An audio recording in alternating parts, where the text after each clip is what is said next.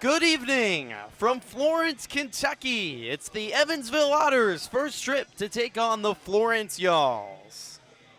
Happy Friday! It's a beautiful evening for baseball just south of Cincinnati in Florence, Kentucky, as the Otters face the Y'alls in a weekend set between these Frontier League West rivals. Hello, everyone. I'm Griffin Epstein here on the Evansville Otters Digital Network. So glad you can join us to start off your weekend. The Otters and the Y'alls, separated by just 3 hours along the Ohio River, will face off 4 times this season, or 4 series this season. It's the first here in Florence in late June. It's a warm, humid, and sunny Friday evening. Big crowd expected on hand here in Florence, and should have a good one between the 3rd and 4th place teams right now in the Frontier League West. The Otters 21-15 on the season. Evansville losing last night in a wild affair to Sussex County, 7-5.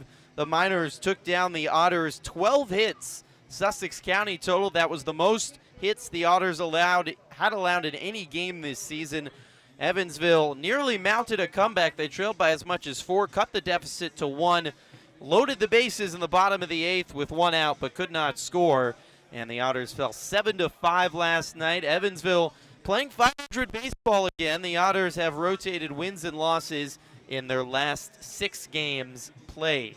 So Evansville 21-15. They're a game and a half back of Schaumburg for first in the Frontier League West. The Y'alls enter 19-17. They've had a good start to their season, trying to finish over 500 after struggling the last few years after rebranding to the Y'alls. Florence is 3-7 in their last 10, but they're coming off a series victory against Gateway. Beat the Grizzlies 6-2 and 7-3 in their first 2 games of the series before being blown out 14-2 last night. Florence, I should say, struggled on their East Coast road trip last week, went 1-5. Florence both hitting and pitching around the middle of the Frontier League standings. So Florence and Evansville getting ready for baseball on a Friday night here at Thomas More Stadium. John Vargas, the righty, will go for the Honors, while the righty Bobby Braybrand will throw for Florence. Starting lineups will start with your Evansville Otters, 21-15 on the season. Noah Myers, a 2-home-run game yesterday. The DH will lead off for Evansville. Kona Quiggle bats second and plays center field. Dakota Phillips bats third and plays first base. Jeffrey Baez in the cleanup spot playing right field. Jomar Reyes bats fifth and plays third base. Ethan Skinder bats sixth and plays second base. George Khalil playing his best baseball of the year. Stays up in the 7 spot in the lineup for the second straight night. He plays shortstop. Jake Green, back-to-back nights catching. He will bat 8th, and Brian Rosario, after a night off last night, rounds out the lineup, batting 9th and playing left field. Jacob Olson is off the IL, will not start today for the Otters, but Olson is back healthy after dealing with some back injuries. So that's the 9 for the Evansville Otters tonight. John Vargas making the start here on this Friday night. We'll get to him more in the bottom of the first inning, but on the other side, he'll be facing the Y'alls bats. Craig Massey will lead things off for Florence and play first base.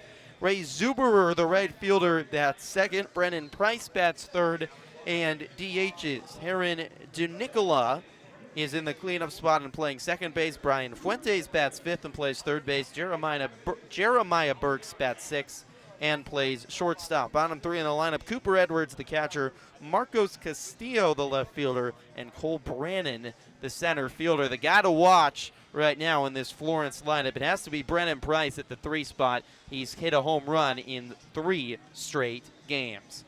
We're going to pause here for the national anthem at Thomas More Stadium. When we come back, Friday night baseball from Florence between the Otters and the Y'alls on the Evansville Otters Digital Network.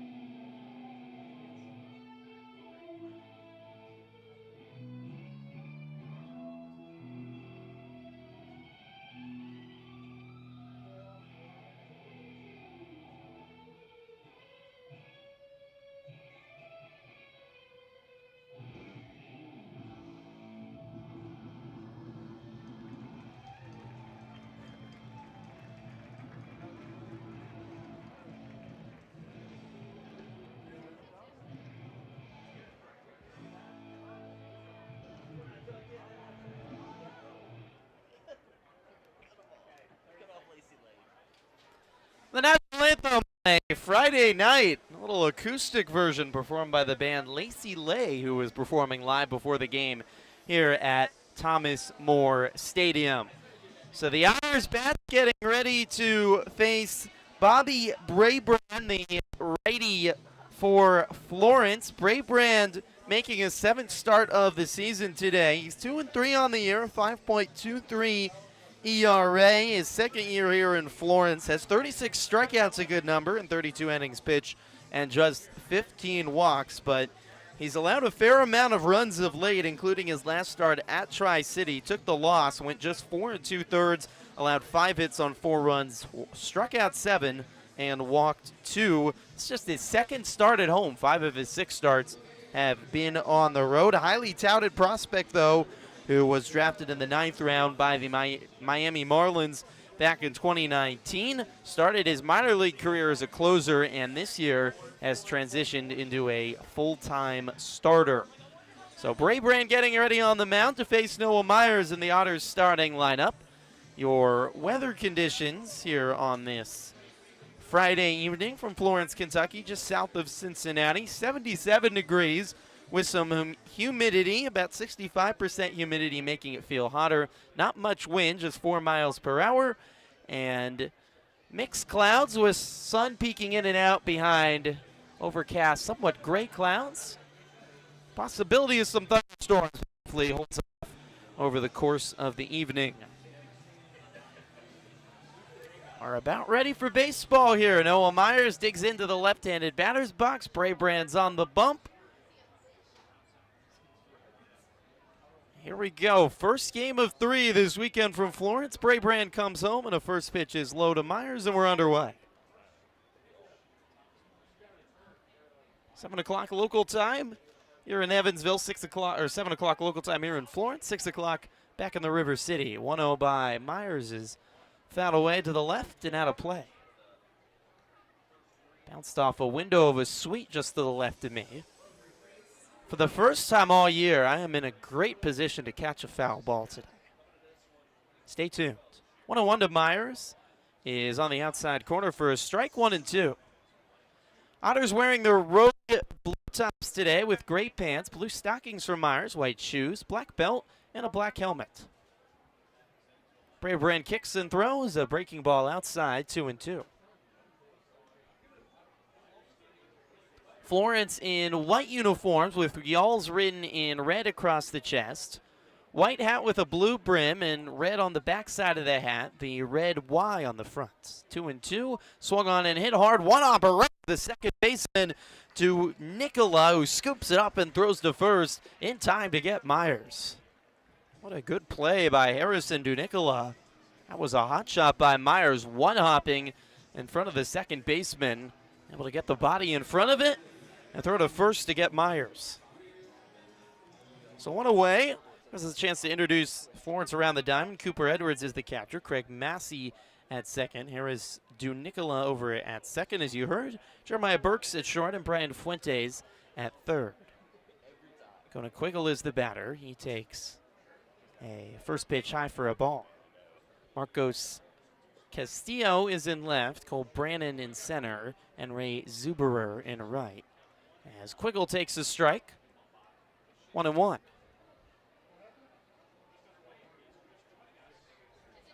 Brabrand working on the right side of the rubber. Small kick and a throw home. Myers, or Quiggle, excuse me, swings and drives one into left center for a base hit. Sliding is the center fielder, Brannon, to field it, throw to second, not in time. It's a one-out double for Quiggle, who's dancing at second base, and the Otters bats leaving off where they started yesterday. Evansville had a great day offensively yesterday, even in the loss. 5 runs for the Otters on 10 hits. Quiggle had a big part of that. 5-hit series for Kona Quiggle against the Miners, and he starts his series off here in Florence with a double to left center. It's a good play by Brandon in center. He slid on the artificial turf to stop the ball and throw into second, but Quiggle, good speed, safely into second. So he's in scoring position now for Dakota Phillips. Dak takes a first pitch strike on the outside corner. 1 out. Quiggle at second here in the top of the first. Sun peeking back out behind the clouds. This warm and humid day. Pitch home, swing and a miss. And it's 0-2 to go to Phillips.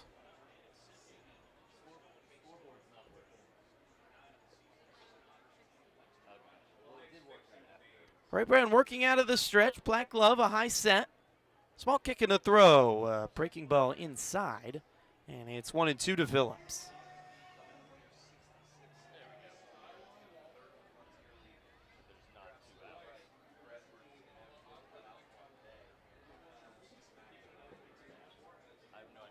Phillips in the left-handed batter's box. Awaits the pitch. Swing and a miss. And Phillips down on strikes. A fastball up from Brabrand at 90 miles per hour gets to go to Phillips, and there's 2 away. So bring out Jeffrey Baez with Quiggle still at second and 2 outs in the top of the first. Good crowd on this Friday night. A lot of kids here in attendance. So the stands are about half full with a lot of fans enjoying the concourse and kids enjoying the variety of activities down the right field line offered here at Thomas More Stadium. Jeffrey Baez swings and fouls the first pitch straight back. It's a big weekend for baseball here in the Queen City with the Cincinnati Reds, the hottest team in baseball, playing about 20 minutes to the north at Great American Ballpark across the Ohio River. They've sold out tonight in their game against the Braves. So a lot of big-time baseball here in the Cincinnati area. 0-1 to Baez. He is on the outside corner for a strike, 0-2.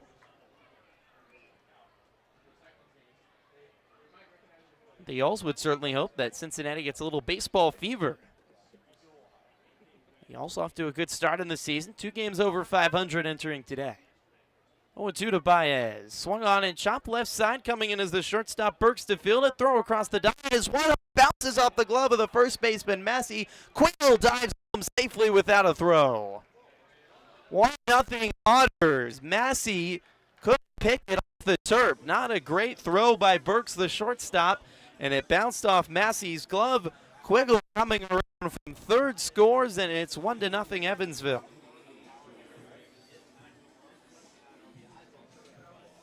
Looked like a routine 6-3 out, but a poor throw really from Burks. See if the air goes on him or it goes on the first baseman Massey, who even with the poor throw should have been able to pick it off the turf, but it bounced off his glove and behind him. So the Otters strike first. Jomar Reyes comes to the plate with 2 outs, and now Baez at first base. Pitch home, swing and a miss, and it's 0-2 to Jeffrey Baez.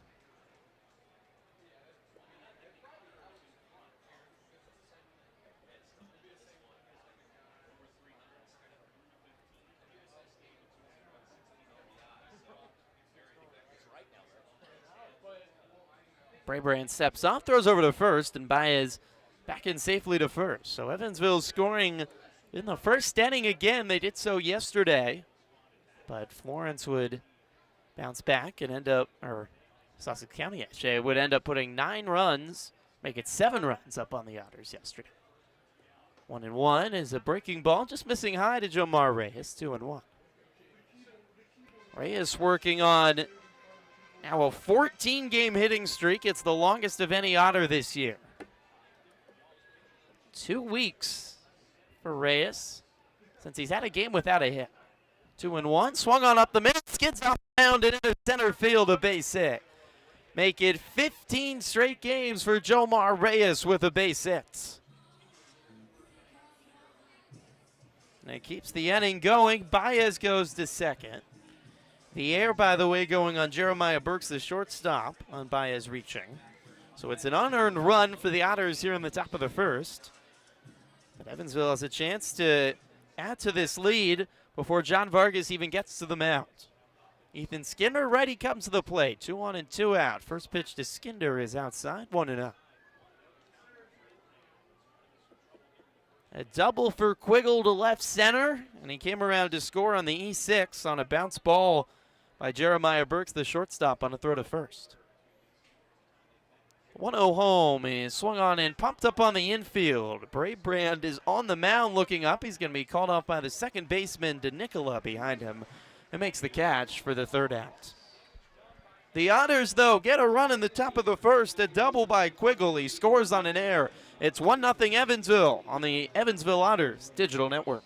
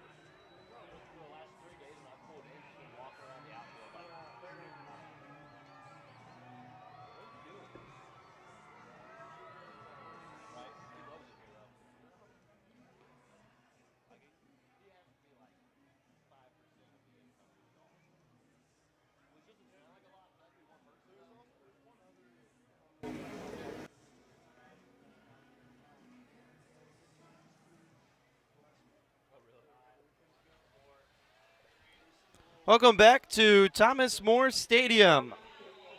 A 1-0 lead for the Evansville Otters over the Florence Yells. Kona Quiggle, a double in the first, came around to score on an error. Now we'll see John Vargas for the Otters here in the bottom of the first inning as he faces the Florence Yells lineup, and Craig Massey leading things off for Florence. Vargas, the righty, kicks and throws. First pitch, a strike, is into Craig Massey. Vargas making a sixth start of the year, 7 appearances, a 2.80 ERA. 4 of his 5 starts on the season have been quality outings. Fires home, and it's outside, 1-1. Vargas coming off his best start of the season. What a start it was last Friday night against Gateway. 7 innings pitched. He allowed just 2 hits. 1-1, swung on, and a soft chopper to second. Skinder backing up, fields it, throws to first in time, 1 away. Easy first out for Vargas. Jake Green is catching Vargas for the 6th time this season. They have been the pitcher-catcher battery nearly the whole year when Vargas has been on the mound. And to great success, Vargas a 2.03 ERA when Jake Green is his catcher. Green does typically not catch back-to-back days, but he will here with Vargas on the mound. Ray Zuberer, lefty-right fielder, stands in and takes a first pitch strike from Vargas. 3 straight lefties at the top of the lineup for Florence. Vargas shaking off a couple signs from Jake Green, now likes it on the third one. High set with the beige glove, comes home, Zuberer swings and lines one into left field. Over is Rosario under it and makes the grab a few strides shy of the track, quickly 2 away. 2 quick outs for John Vargas. You look at recently for Vargas, his last 3 outings, pitching some of the best baseball of his career. He's allowed just 2 earned runs over his last 3 outings, and that's 19 innings pitched, allowing just 2 earned runs. Absolutely lights out. Brennan Price, DH, another lefty, comes to the plate with 2 outs and nobody on. First pitch from Vargas is outside for a ball. That last start against Gateway, Vargas worked a perfect game into the 5th inning and a no-hitter into the 6th. Retired the first 14 batters of that one. A 1-0 is a strike on the outside corner. 1-1 to Price. Vargas reached a zone in that game I'm not sure any Otter pitcher has reached all year. The 1-1 is a breaking ball just low, 2-1. That's what we've seen lately from Vargas. He has gotten in a rhythm where everything else clearly is just melting away for him, and he's becoming one with the baseball. 2-1, swung on and lifted well foul left side and out of play.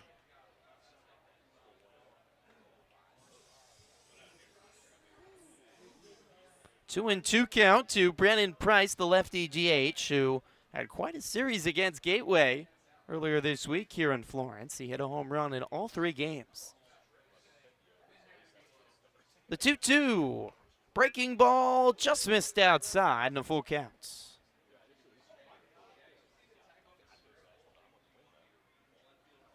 So a full count now to Price. Vargas resets himself behind the mound.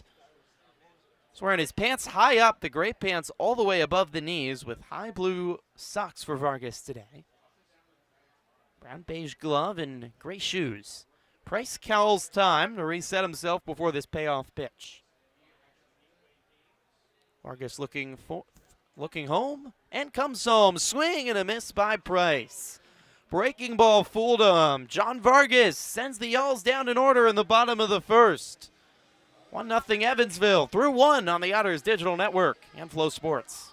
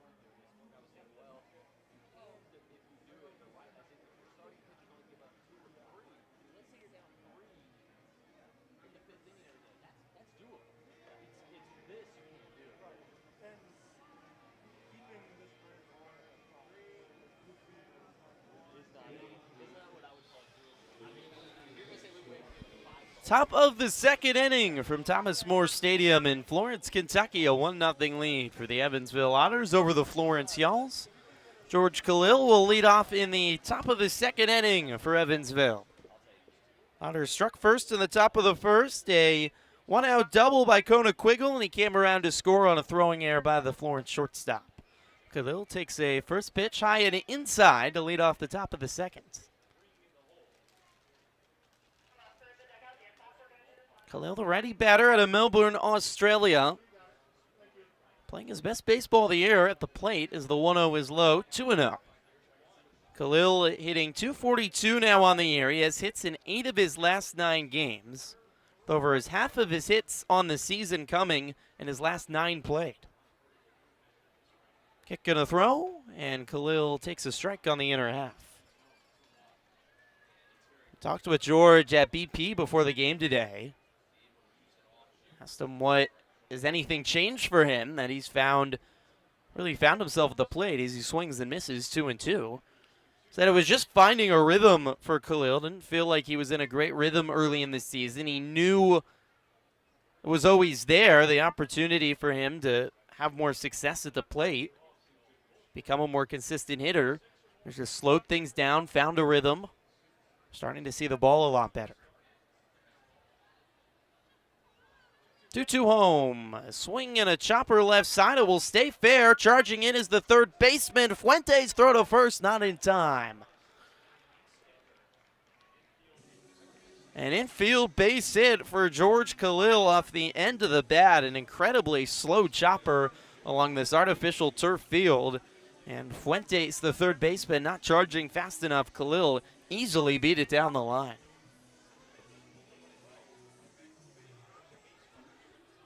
So Khalil aboard at first on an infield base hit, and it brings up Jay Green, who before anything is going to be called for a pitch clock violation. He was late getting into the box. So one strike put on Green before he even steps in. It's the first time all year we've had an Otter bat to do that. Green swings to the first pitch, drives it out to left. It is gone! Jake Green, his first home run as a professional, gives the Otters a 3-0 lead. Says, put a strike on me for the pitch clock violation. I'll take your yard.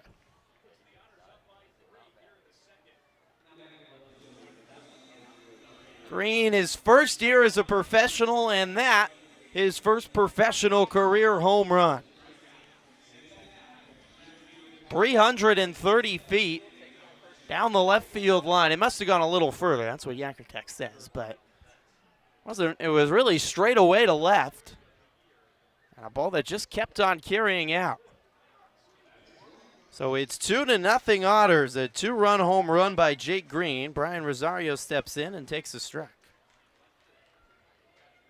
Green narrowly missed a home run yesterday. Hit a double halfway up the wall. In the 5th inning against Sussex County, what was an impressive 11-pitch at bat. Nearly hit a home run. Was a double off the wall instead. This one carrying deep enough over the left field wall for a 2-run shot. 1-1. Beautiful breaking ball on the outside corner for a strike. And it's 1-2 to Rosario. Otters finding some power. Myers 2 home runs yesterday, and now Green a home run here. 1-2 was lined up the middle. Diving is the second baseman. DeNicola can't get there. Ball's into center field. A base hit for Brian Rosario. 3 straight hits to start the inning for the Otters off Braybrand. Rosario lining a base hit up the middle. Already back to the top of the order, and Noah Myers here in the second. The Otters lead 3-0, 5 hits for Evansville, and we're still in the second inning. What a start for the Otters to this Friday evening.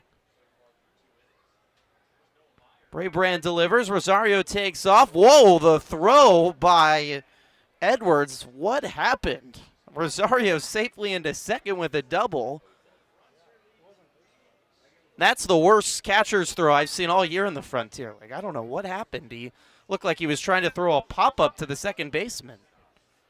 The ball must have slipped out of his hand. He ended up throwing it to where DeNicola is now standing, the second baseman, on the edge of the left field grass.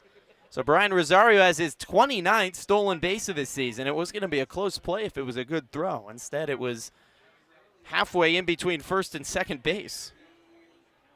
So Rosario in scoring position, his 29th stolen base, leading the Frontier League. It's now a 1-1 count to Noah Myers.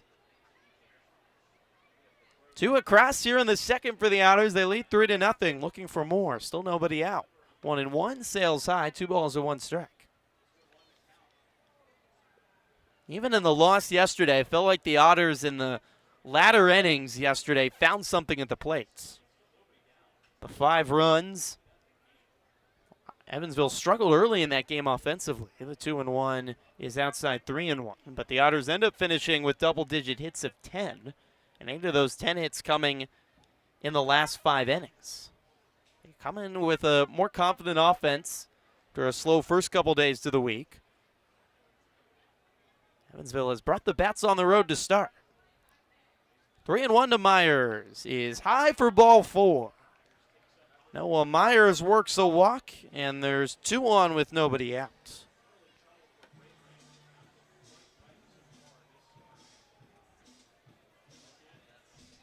Kona Quiggle will come to the plate. Still nobody out here in the second. The catcher, Cooper Edwards, out to have a word with Braybrand, who just looks completely out of sorts right now.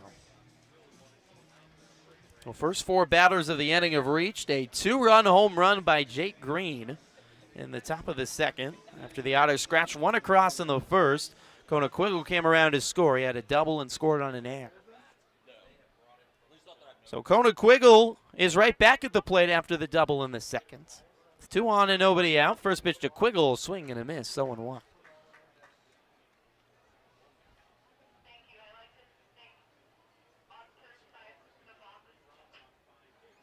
John Vargas worked a 1-2-3 bottom of the first. He has to feel like he's barely played any baseball. He was out on the mound for 2 minutes, and the Otters doing all sorts of damage at the plate as Quiggle shows bunt and pulls it back. 1 ball and 1 strike.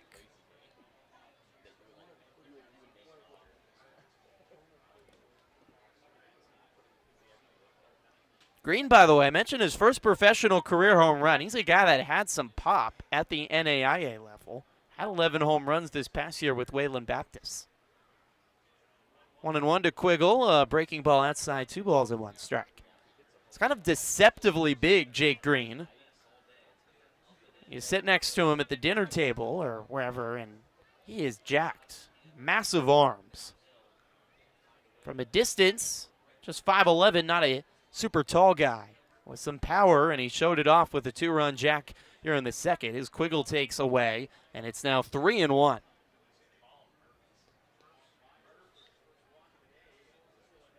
It's not looking too good right now for Bobby Brabrand. Had some good moments this year as a starter for the Y'alls. 3-1 is chopped right side and foul. Bounces off the netting above the Y'alls dugout. So a full count now to Kona Quiggle. Rosario at second and Myers at first. The Otters off to a terrific start this Friday evening in Florence. Payoff pitch coming. Here it is. Swung on and grounded right side and foul. Otters making Brabrand work as well. Already 37 pitches for the righty here in the top of the second inning. And again, still nobody out. Quiggle taking his time, getting back in the batter's box. Shadows starting to creep across the third base line. Mostly cloudy, but the sun has been peeking out from time to time. Another payoff. Swing and a miss by Quiggle. A breaking ball for Brabrand, a much needed out for the Y'alls. Second strikeout for the righty from Raleigh. And it brings up Dakota Phillips with 1 down. Rosario at second and Myers at first. 3-0 the Otters lead here in the top of the second. Dakota Quiggle with striking out for the first out of the inning. So it's Dakota Phillips now lefty batter. He struck out back in the first. Rosario doing some dancing over at second and distracting Brabrand, who steps off the rubber. Even if Rosario doesn't steal third, the threat and the distraction of him over at second is enough to make a pitcher's head go wild. Brabrand comes home, and Phillips fouls it off the top of his foot. That hurt, and Phillips down on one knee with the bat propping him back up. That right foot in some pain for Dakota Phillips. Walking outside the batter's box, trying to get the stinger out. He sets the helmet. Rather gimpily walking back into the left-handed batter's box. Getting some extra time here by home plate umpire Clark Morgan. It's Clark Morgan at home, by the way. Drew Ashcraft is at third. Reed Hoover at first. That's our Frontier League umpiring crew this weekend here in Florence. The 0-1 home. Inside 1-1. Morgan and Hoover were both in Evansville for the Otters series against Sussex County. Otters are happy, though, not to see Brad Wilson, who was the home plate umpire last night, who I think by all accounts had a pretty erratic night at home. The 1-1 swing and a miss. Both runners go. Great jump by Rosario. No throw from Edwards. Double steal by Evansville. Rosario and Myers got terrific jumps. A breaking ball down in the turf, and there was no chance to catch the fastest man in the Frontier League. Stolen base number 30 now for Rosario. So 2 on in scoring position and 1 out. Rosario at third and Myers at second. 1-2 to Phillips is chopped foul. 30 stolen bases for Brian Rosario. We're just over a third through the season. The Otters' single-season record is 50 stolen bases. Rosario is on pace to blow that out of the water. Braybrand kicks and throws. Swing and a miss by Phillips. Chasing a breaking ball down to one knee. 2 away. Third strikeout for Braybrand. He has back-to-back Ks. But now 2 outs, it brings up Jeffrey Baez. 2 runs across here in the second for the Otters. They lead 3-0. Baez reached on an error back in the first that scored Kona Quiggle to give the Otters a 1-0 lead. First pitch to Baez, a breaking ball outside, 1-0. Hope you're having a fantastic Friday evening. Glad you can spend some of it with us here at Thomas More Field, just south of the Ohio River in Florence, Kentucky. Was a pretty light 3-hour trip this morning for the Otters. 1-0 is chop left side, coming in as the third baseman Fuentes. Gloves it and tags out the running Noah Myers. Smart play by Fuentes. Instead of making the throw from across the diamond, just tagging out Myers, who almost ran right into him. And that's the third out of the inning. The Otters strand 2, but they get 2 runs. A 2-run home run by Jake Green in the top of the second gives the Otters a 3-0 lead on the Otters Digital Network.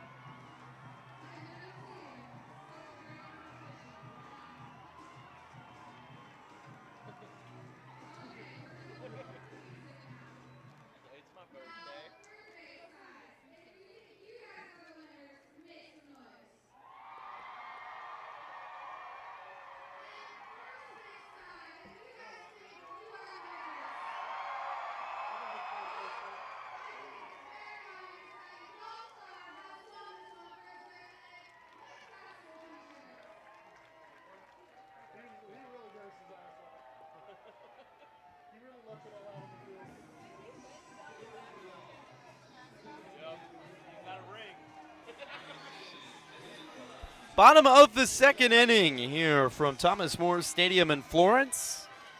A 3-0 lead for the Otters just in the bottom of the second inning. John Vargas worked a 1-2-3 first. He's out for the bottom of the second to face his 4th straight lefty batter, Harrison DeNicola, the second baseman. 4 lefties to start off for Florence. Vargas sent him down in order in the first, and he's gotten plenty of run support early. 1-0. DeNicola takes outside, 2-0. Vargas is so much of his pitching is about finding a groove and a rhythm. You love the run support, but it's a long time waiting on the bench as the 2-0 sails outside, 3-0. The command is the biggest thing to watch for Vargas. Has 17 walks on the season. Behind here, 3-0. Pitch home. Misses outside for ball 4. 4-pitch walk to DeNicola, and that's the first batter aboard for Florence. So DeNicola aboard to lead off the bottom of the second. It brings up Brian Fuentes, the third baseman for Florence. Fuentes, the first righty batter Vargas will face. John set up on the far right side of the rubber, comes home. A first pitch strike at the knees, 0-1.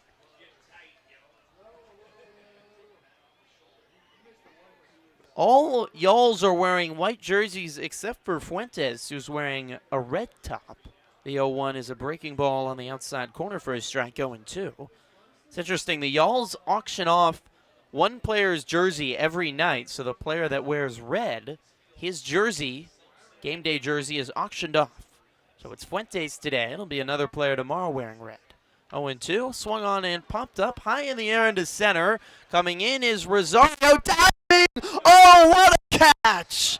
Brian Rosario, Superman left field. full extension, Brian Rosario. Oh my goodness.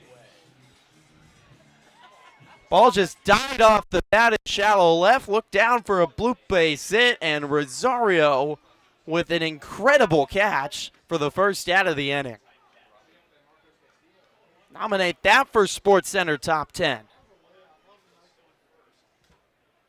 Jeremiah Burks is the new batter, shortstop, batting righty for Florence. Took a first pitch strike, now takes low 1-1. To rank that 1-2, Rosario's catching Kona Quiggle, who had one earlier this season, a diving catch in center, and then he made a throw to first to double up a runner.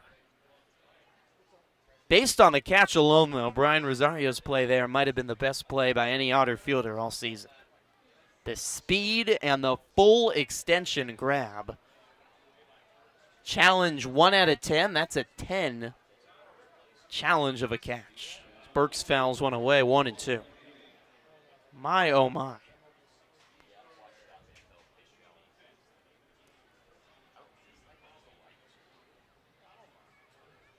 One on and now 1 out here in the bottom of the second. 3-0 Otter. Swing and a miss by Burks. And there's 2 down.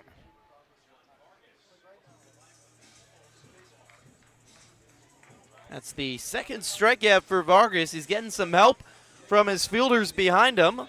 1 on and 2 outs here in the bottom of the second as it brings up the righty catcher, Cooper Edwards.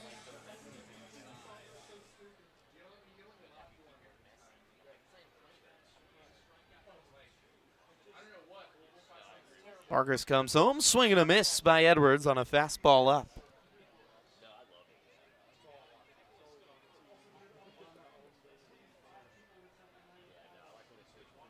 .90 miles per hour for John Vargas on the fastball. Haven't seen a huge amount used of the curveball yet. That was really effective against Gateway last Friday. 0-1 is a breaking ball in the outside corner for his strike. 0-2.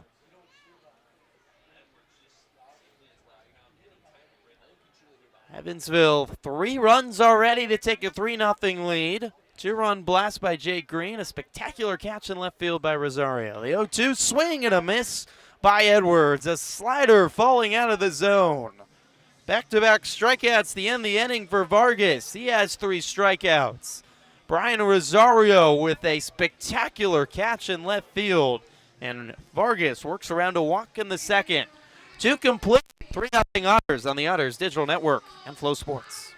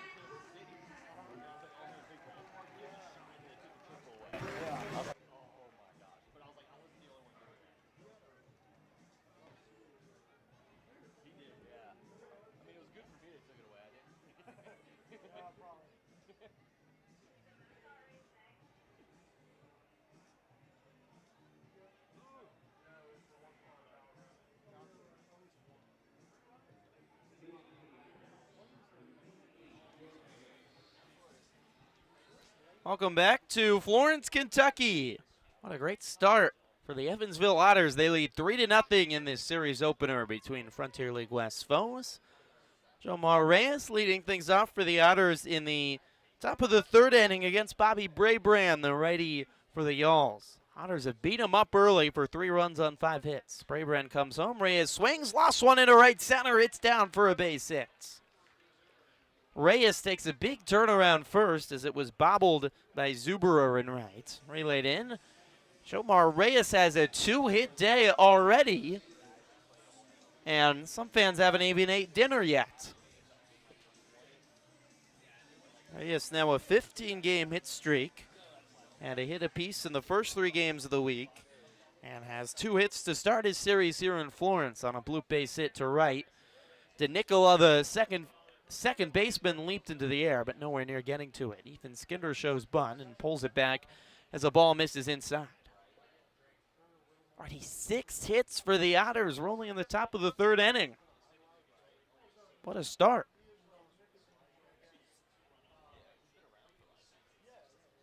Braybrand delivers home, and it's inside to Skinder, 2-0. Reyes at first. We're in the top of the 3rd. 3-0 Otters. They scored 1 in the first. Kona Quiggle had a key double and came around to score. 2 in the second.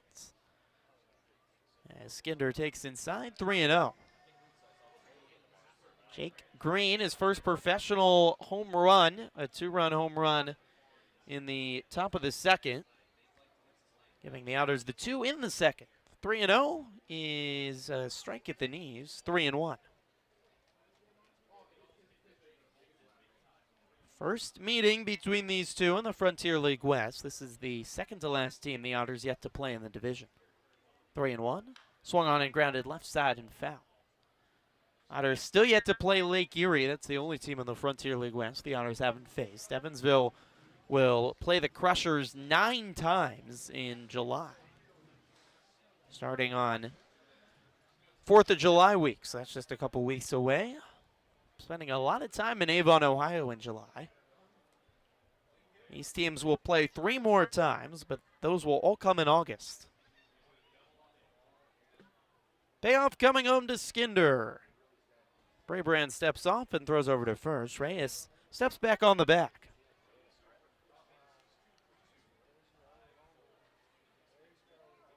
Shadows have spread across the infield over the batter's box, but the sun still on the mound. So ball starting in the sun, coming in the shade. And the pitch is inside and it hits Skinder. Hit him on the shoulder. Ethan Skinder is hit by a pitch, and the Otters have 2 on with nobody out.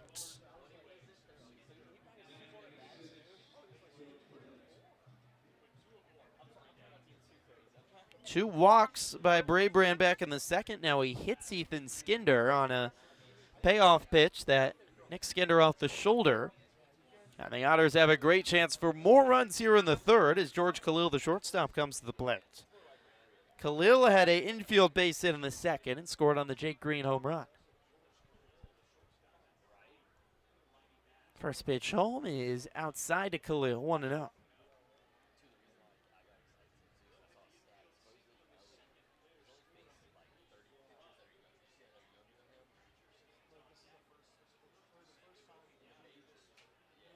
Braybrand staring into the sun, and Khalil fouls his pitch off, 1-1. Reyes at 2nd, Skinder at 1st. Otters lead 3-0 here in the top of the 3rd inning. Big crowd on a Friday night here at Thomas More Stadium, but they have had nothing to cheer about so far.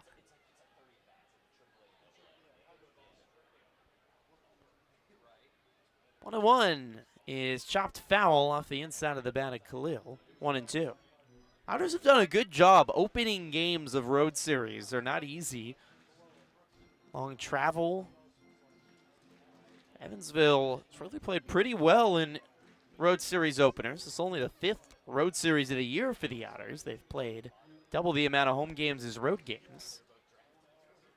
Evansville's 2-2 in road openers and should be 3-1. They blew a 7-run lead to Quebec, and the road opener up against the Capitales. 1-2 is inside, 2 balls and 2 strikes. But the Otters played very well in that game for the first 7 innings. Beat Windy City last week in that series opener. And the Otters won their first road game of the season against New Jersey as well on a blowout victory. 2-2, beautiful breaking ball is in for a strike at the knees. And that is strike number 3. Khalil, I don't know if he had a different count in his head or what. It wasn't Really a strikeout call from Clark Morgan. He just pointed for a strike, but it was indeed strike number 3. Khalil was still standing in the batter's box and now slowly walks back into the dugout. I guess Clark Morgan's strikeout sign doesn't differentiate any different than his strike sign, which is maybe what had Khalil confused as Jake Green takes the first pitch strike. Typically, it's one hand to the right for the strike. In a strikeout call, you involve both of your hands, be a little more demonstrative as an umpire. 0-1 is another bender that misses outside this time. 1 ball and 1 strike. 2 on, 1 out here in the top of the third for the Otters. They plated 3 and they're looking for more in the third.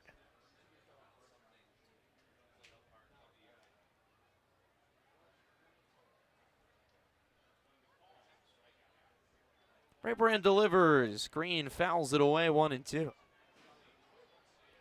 Jake Green, a 2-run home run back in the second inning.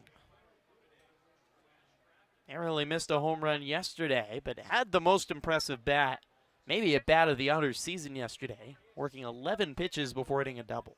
1-2, swung on off the end of the bat and popped up into shallow center. This ball's falling fast. It does fall in shallow center. Bloop base hit for Green. Late read by Brandon staring into the sun. That was his ball, but Brandon kind of paused. I don't think he caught the ball off the end of the bat. And DeNicola, the second baseman going back, couldn't get there either. The Otters offense red hot to start the game, but Florence has also made a couple mistakes. An error that cost them a run in the first, and that probably should have been an out if Brandon had read it better. Instead, it's a bloop base hit for Green, and the bases are loaded for Brian Rosario, who fouls the first pitch off. 1 out, bases loaded. Here in the top of the third, the Otters lead 3-0, and they can put another big number on the board here in the third. 0-1 to Rosie. Swung on in a high chopper left side. It is a fair ball rolling down the left field line. Scoring is Skinder, and it's 5-0 Otters. It's all going Evansville's way. Rosario bounced that one off the turf, but it bounced right over the head of Fuentes at third, over the bag, and just then softly trickled down the left field line. Reyes read it well off the bat, raced around to score from third, and Skinder scores from second. So it's 5-0 Evansville on a 2 RBI base hit down the line by Rosario. Just a high bouncer. This artificial turf, ball can bounce pretty high. Back to the top of the order, and Myers, who takes the first pitch strike. My goodness. Green's at second, Rosario's at first. 1 out here in the third. Myers swings, lost one down the left field line. Over is Marcos Castillo, the left fielder, and he's there to make the grab 2 away. Both runners stay put. So 2 away, but 2 more across here in the third inning. 1 in the first, 2 in the second, and 2 in the third. It's 5-0 Evansville on 8 hits for the Otters.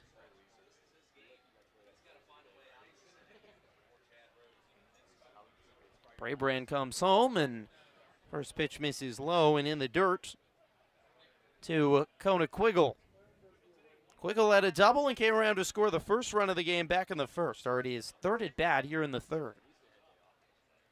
Red hot start to the day for the Otters offense. See the Evansville's hitting coach, Bobby Siegel, standing on the top step of the dugout, looking mighty pleased at the moment. 1-0 home, swing and a miss by Quiggle, 1-1. It's hard to see if there's any action in the Florence pen. I think there is, judged on the lack of guys that are sitting down. But you can't see where in either bullpen potentially guys would be throwing. It's behind the left and right field walls. The billboards stop just in time for the relievers to go watch the game. But guys throwing cannot see the game. 1-1 is grounded right side and foul to the right of the back.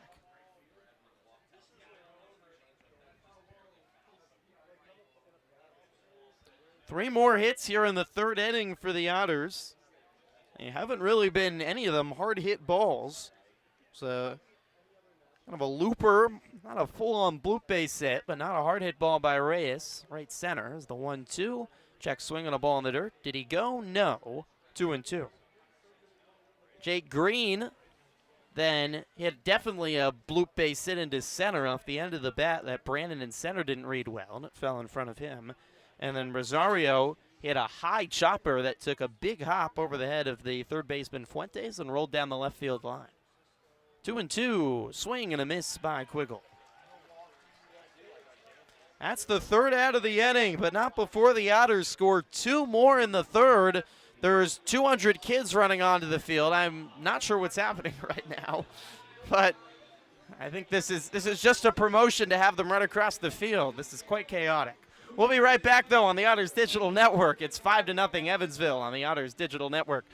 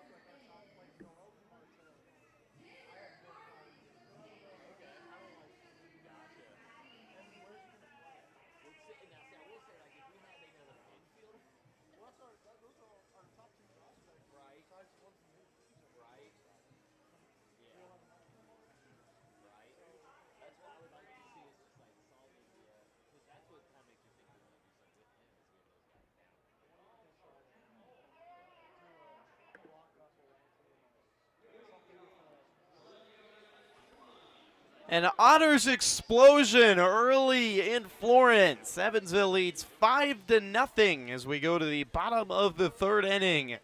From Northern Kentucky, John Vargas back on the bump after another long rest for him on the bench.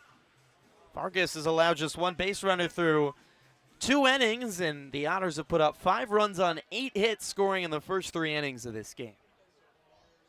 Vargas will face Marcos Castillo, the left fielder, to start off the 3rd. First pitch inside, and it hit Castillo. Hit him right on the elbow.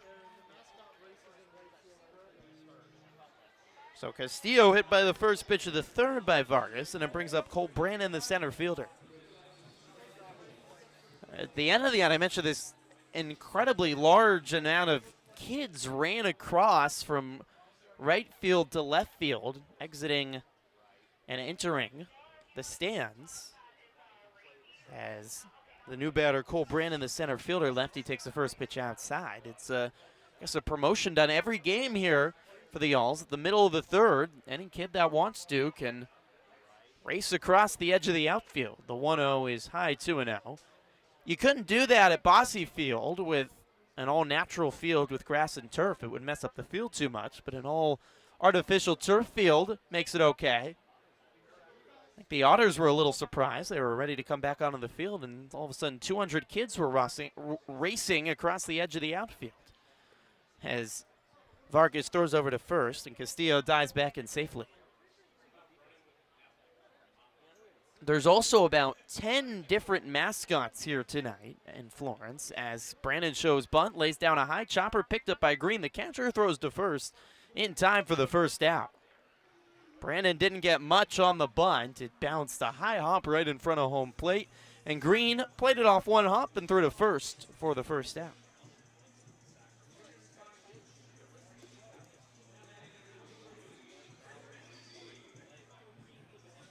Green, a quick word for Vargas on the bump, probably working through the signals here, as for the first time the Alls have a runner in scoring position, Castillo at second.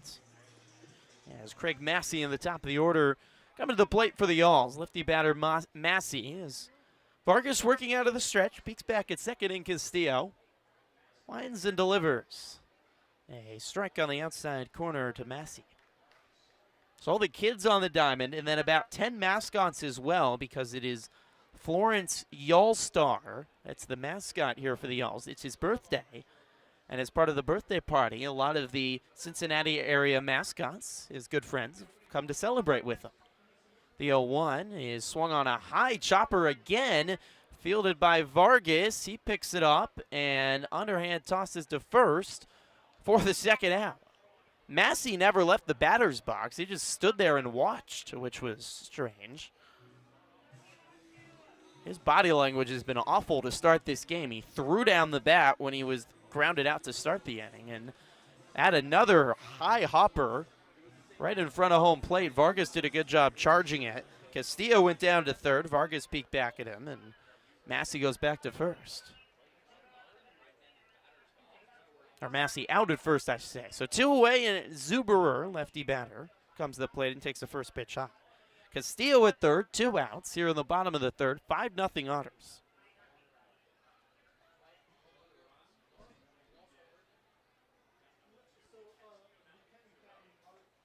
Vargas winds and throws a breaking ball at the knees for a strike, 1-1. So all the mascots were on the field. Houday, who's the Bengals mascot, took a little extra time out in left field, and Brian Rosario was running out there. And Houday wanted to give a fist bump to Rosario, who nearly missed him, and then Rosie realized his mistake and came back and gave Houday a fist bump. Zuberer takes another strike on a breaking ball, 1-2. Now you think about it, Houday is giving endless fist bumps to Joe Burrow. Who knows what giving a fist bump to the Cincinnati Bengals mascot will do for your skills. 1-2 count. Vargas shakes off 2 shines from Green before liking what he sees. Kicks and throws. Swinging a chopper right side. Skinder back on the edge of the right field grass. Gloves it. Throws to first to beat Zuberer by 2 strides.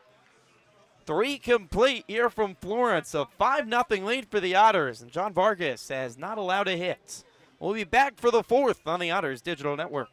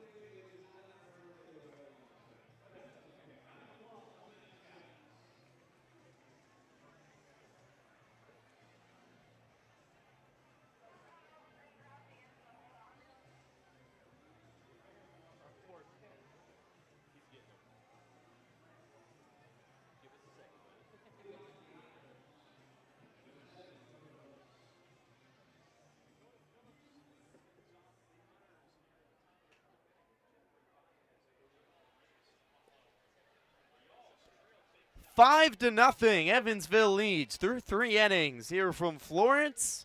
What a start to the Otters to the weekend here in northern Kentucky. John Vargas has been great on the bump for the Otters, yet to allow a hit through 3, and the Otters offense has delivered.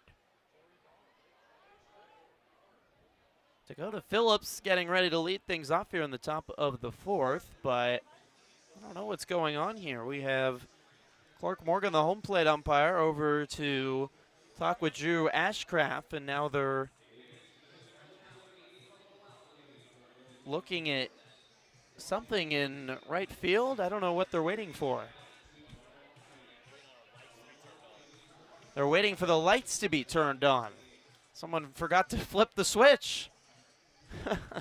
There they go. They're slowly starting to get turned on, so we might have to wait an extra minute as all the lights get turned on. It's mostly cloudy skies now, a few shades of blue, but as we near 8, or actually have passed 8 o'clock local time, slow-moving start to this ball game with all the Otters offense.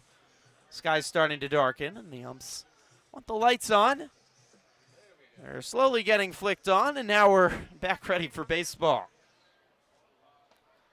Evansville's been so dominant, they are ready to just turn off the lights and go home. By the last, we got 6 more innings to play, and the Otters will try to secure this first victory here in Florence as Dakota Phillips takes the first pitch outside from Bobby Braybrand.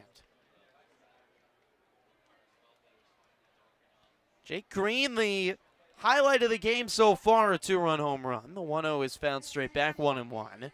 In the field, Brian Rosario with one of the best fielding plays of the season. He made a full-on Superman-style catch in left field, diving play to rob a base hit from Brian Fuentes back in the second. 1-1, Phillips swings and drives one left side. Well foul and out of the ballpark.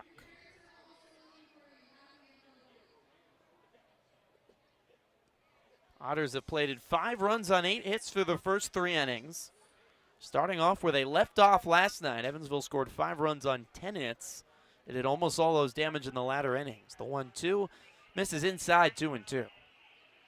Braybrand's kind of a unique pitcher. It's a heavy dose of breaking balls, a lot of big curve balls with some serious loop on them.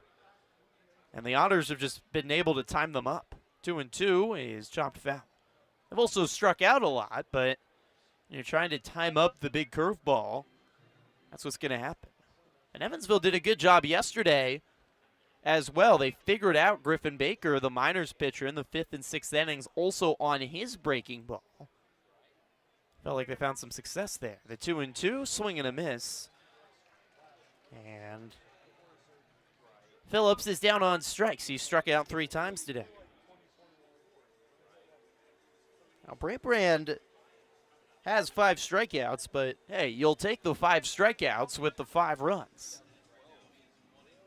So it brings up Jeffrey Baez, the right fielder. He is 0 for 2 today with 1 out, nobody on in the 4th. Swing and a miss by Baez, 0-1.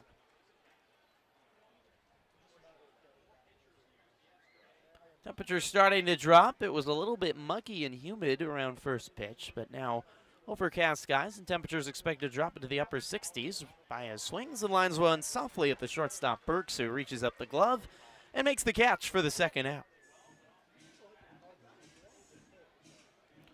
Finally, Braybrand settling into things at 83 pitches here in the 4th. He's retired the first 2 of the inning.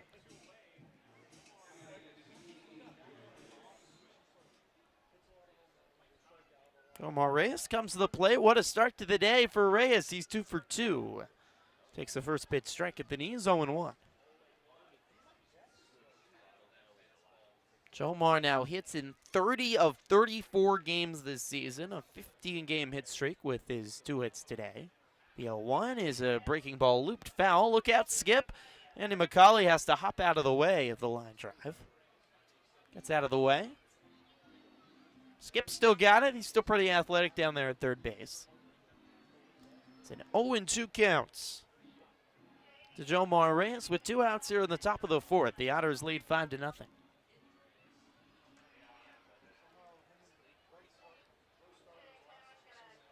Early explosion here in Florence for the Otters. The 0-2 is a high chopper by Reyes to the second baseman. A few steps in as DeNicola throws to first in time for the 3rd out. So the Otters go down in order in the 4th, but they lead 5-0 as we go to the bottom of the 4th on the Otters Digital Network.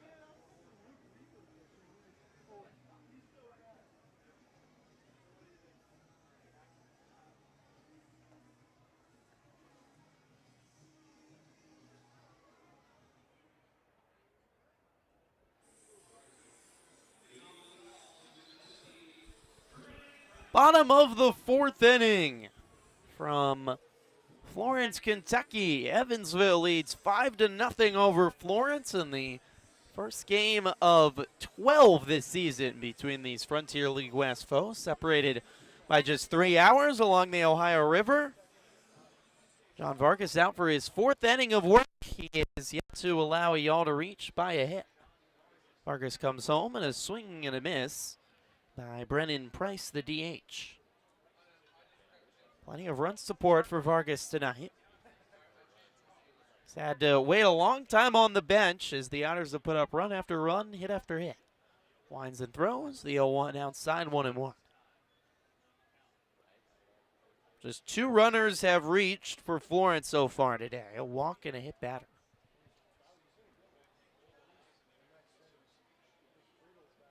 Here's the pitch. It's low, 2 balls and 1 strike.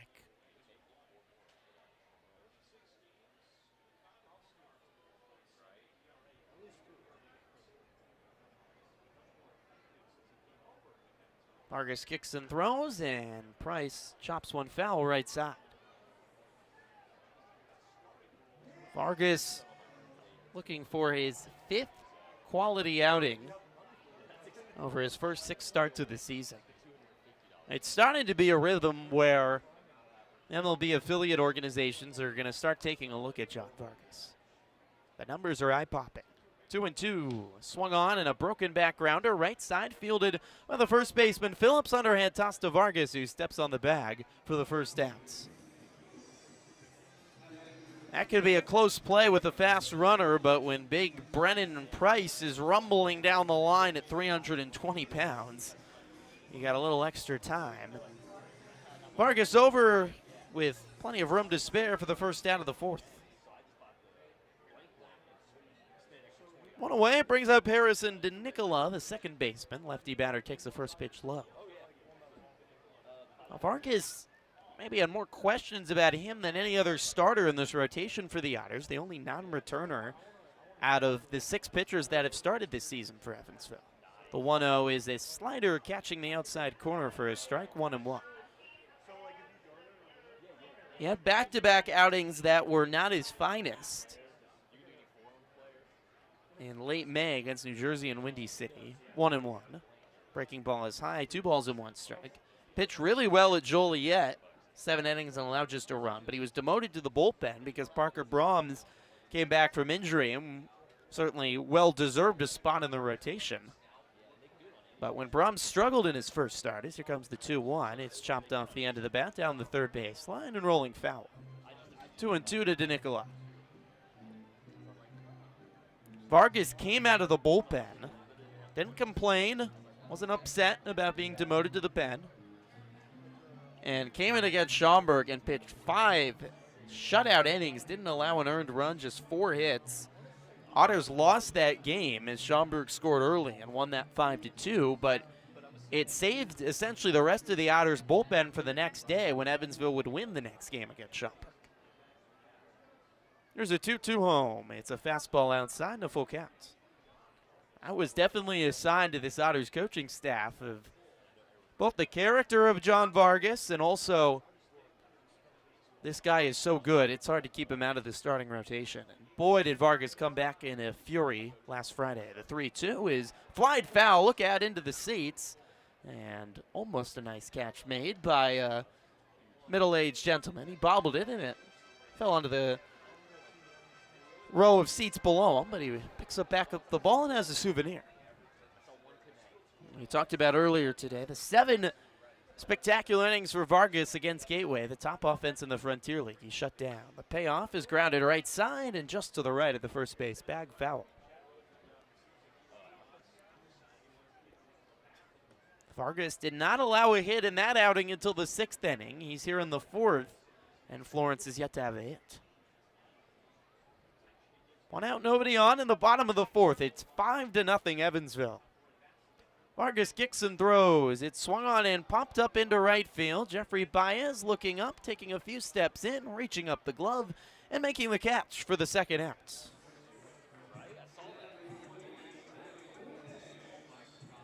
Brian Fuentes, the 3rd baseman, comes to the plate with 2 outs and nobody on here in the bottom of the 4th.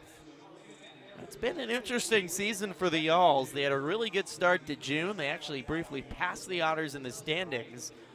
But Florence had a really rough road trip last week on the East Coast as Fuentes takes the first pitch outside, 1-0. They won their first game against Sussex County, then lost their last 5 games of the road trip and were walked off 3 times in a row. 1-0 is swung on and lofted down the right field line. Baez racing over. That's down for a base hit. One hopping off the warning track on the wall. Fuentes is going to try for 3. The throw coming in from Baez bounces past Khalil and all the way down the left field line. It's a triple for Brian Fuentes.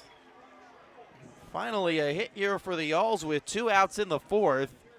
Baez did not get a good jump on the ball out in right field. And Fuentes got on his horse and ran all the way around to third for a 2-out triple.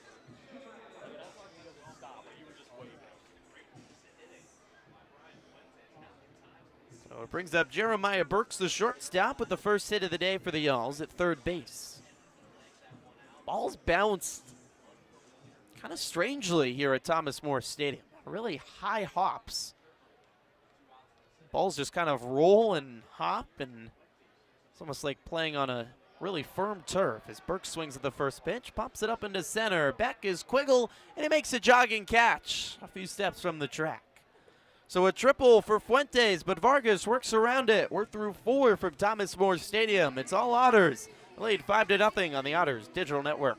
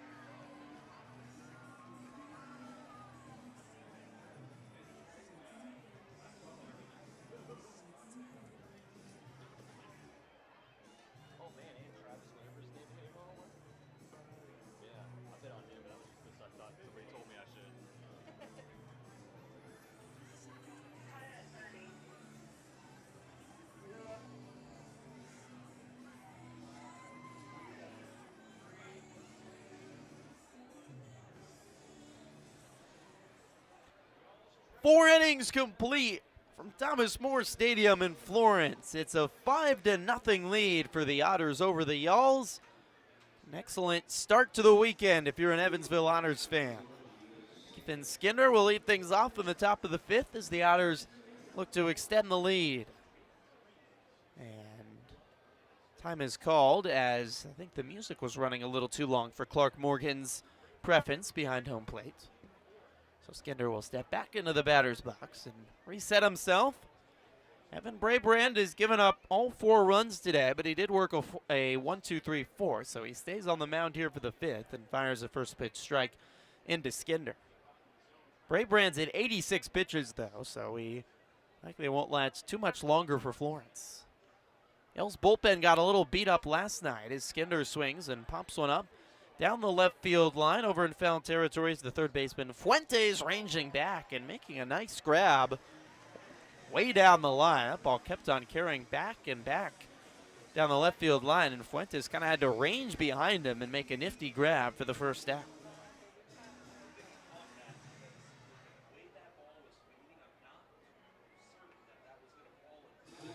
So one away here in the 5th, and it brings up George Khalil. Yalls, though, last night, their bullpen beat up. They used 4 different guys out of the pen as they lost 14-2 to Gateway. Yalls won the series, but lost yesterday as George Khalil takes the first pitch outside for a ball. Gateway can do that, put up that big crooked number on you. The Otters did a great job last weekend against the Grizzlies, avoiding that happening. Khalil swings and grounds one to the third baseman. Fuentes gloves it, throw across the diamond, a little bit wide of the bag, but Massey applies the tag on the sprinting Khalil for the second out of the inning. Brabrand has suddenly found a rhythm after giving up 5 runs in the first 3. He has retired 7 in a row. So 2 away, and it's back up to Jake Green here with the bases empty in the top of the 5th. Green, a 2-run home run back in the second inning. First pitch to Green, taking all the way, a first pitch strike. Green, a 2-run home run back in the second inning. Got a bloop base hit as well back in the third. 0-1. So strike on the outside corner, 0-2. Back-to-back starts for Jake Green. Hitting .255 entering the day. Guy who's proved himself with the plates and behind the plate as a catcher.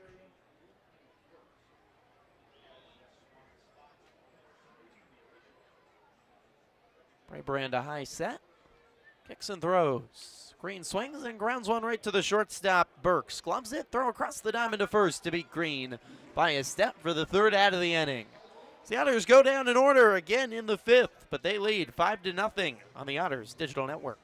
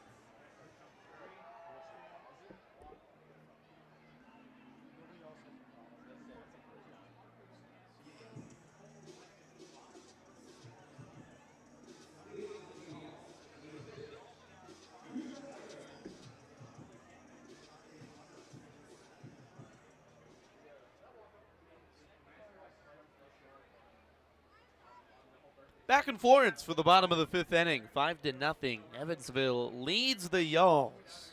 The opener of this 3-game series, John Vargas out for his 5th inning of work. Fires a first pitch strike to the catcher, Cooper Edwards. Vargas kicks and throws, and Edwards takes a strike on the outside corner, 0-2. There's a plane rumbling overhead. We are just to the south of Cincinnati, Northern Kentucky International Airport. A plane during batting practice flew so low over the field, I was joking that a high pop-up might hit the bottom of the plane. The 0-2 is outside 1-2. Tell you, the flights coming in from the airport are going to have a great view of the game now. Might be able to look down and see a pitch.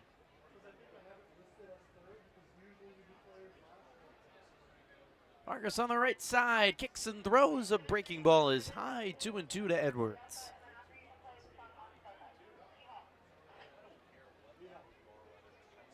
We're in Northern Kentucky, about 20 minutes or so south of Cincinnati on the other side of the Ohio River. 2-2, a swing and a miss. A slider falling out of the zone, getting Edwards chasing. That's the good stuff from John Vargas. Starts in the strike zone and chases outside. 10 inches of horizontal break. My goodness.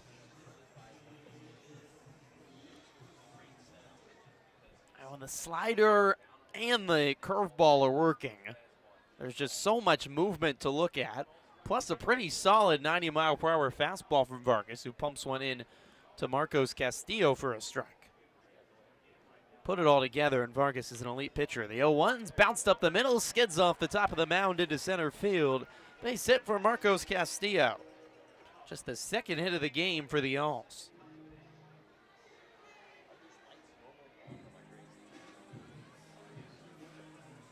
So Castillo a base hit. Vargas had a no-hitter going until the fourth, a triple by Fuentes, and a base hit by Castillo, 1 on and 1 out, and brings up Cole Brandon, the center fielder. Plenty of run insurance, though, for Vargas, who comes home, and Brandon fouls it off the screen.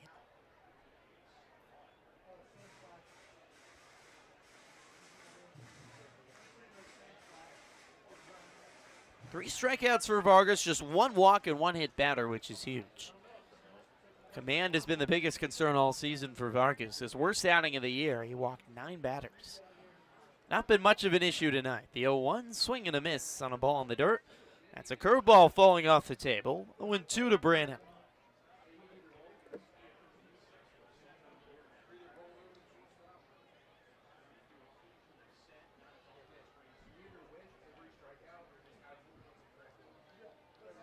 Lights are on here. Sun is setting behind mostly overcast skies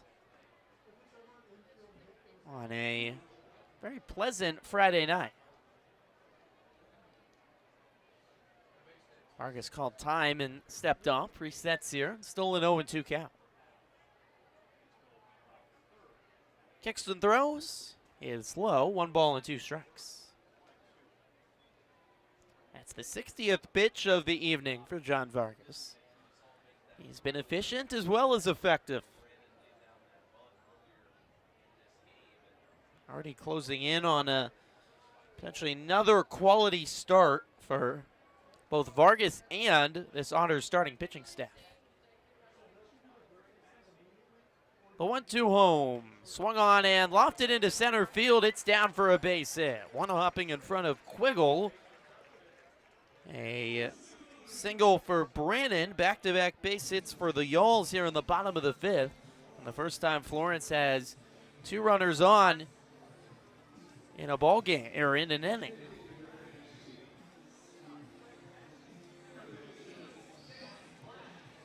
We're going to get a pinch hitter here for the Yalls. And Seth Plash is going to pinch it for Craig Massey here at the top of the order. I don't know what was going on with Craig Massey today. He was the top hitter for the Yalls in terms of numbers, but he looked like his dog died or something today. He slammed down his bat after grounding out earlier, and then when he hit a high chopper right back to John Vargas, he didn't move out of the batter's box, just stood there and watched it.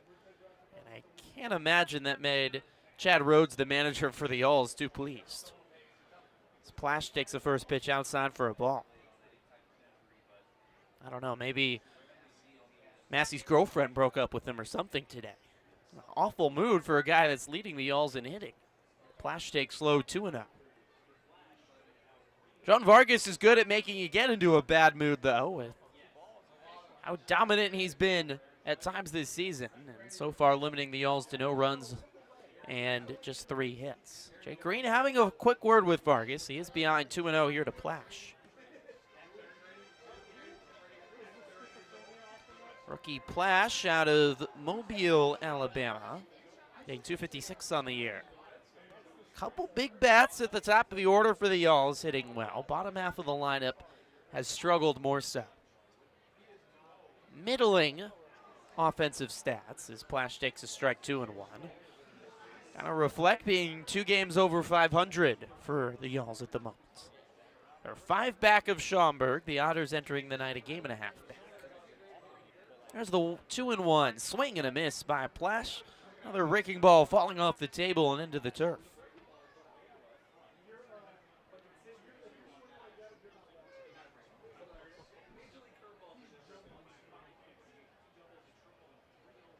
Vargas a high set, peeks back at second. Kicks and throws. It's fouled straight back off the backstop.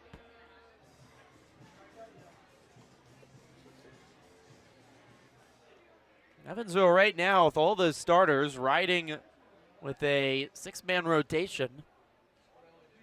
Pretty much everyone this week for the Otters. No one this week's going to pitch twice for the Otters, and everyone is just pitching on the same day they pitched last week. 2 straight Friday starts for Vargas. 2-2. He is fouled away right side.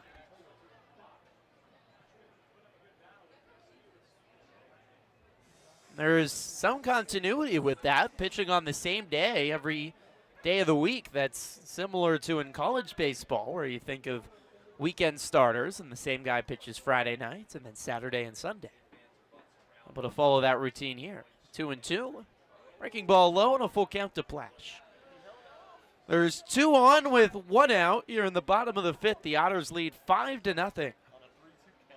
1 in the first, 2 in the second, 2 in the third for the Otters. Payoff coming to Plash. Vargas kicks and throws. Plash swings and misses. The slider for Vargas. 76 miles per hour bending on the outside of the zone.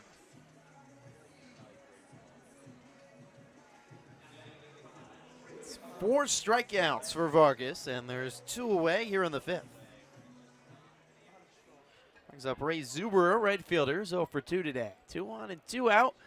Vargas looking to get out of a mini jam here in the bottom of the 5th. Comes home and pitches low to Zuberer.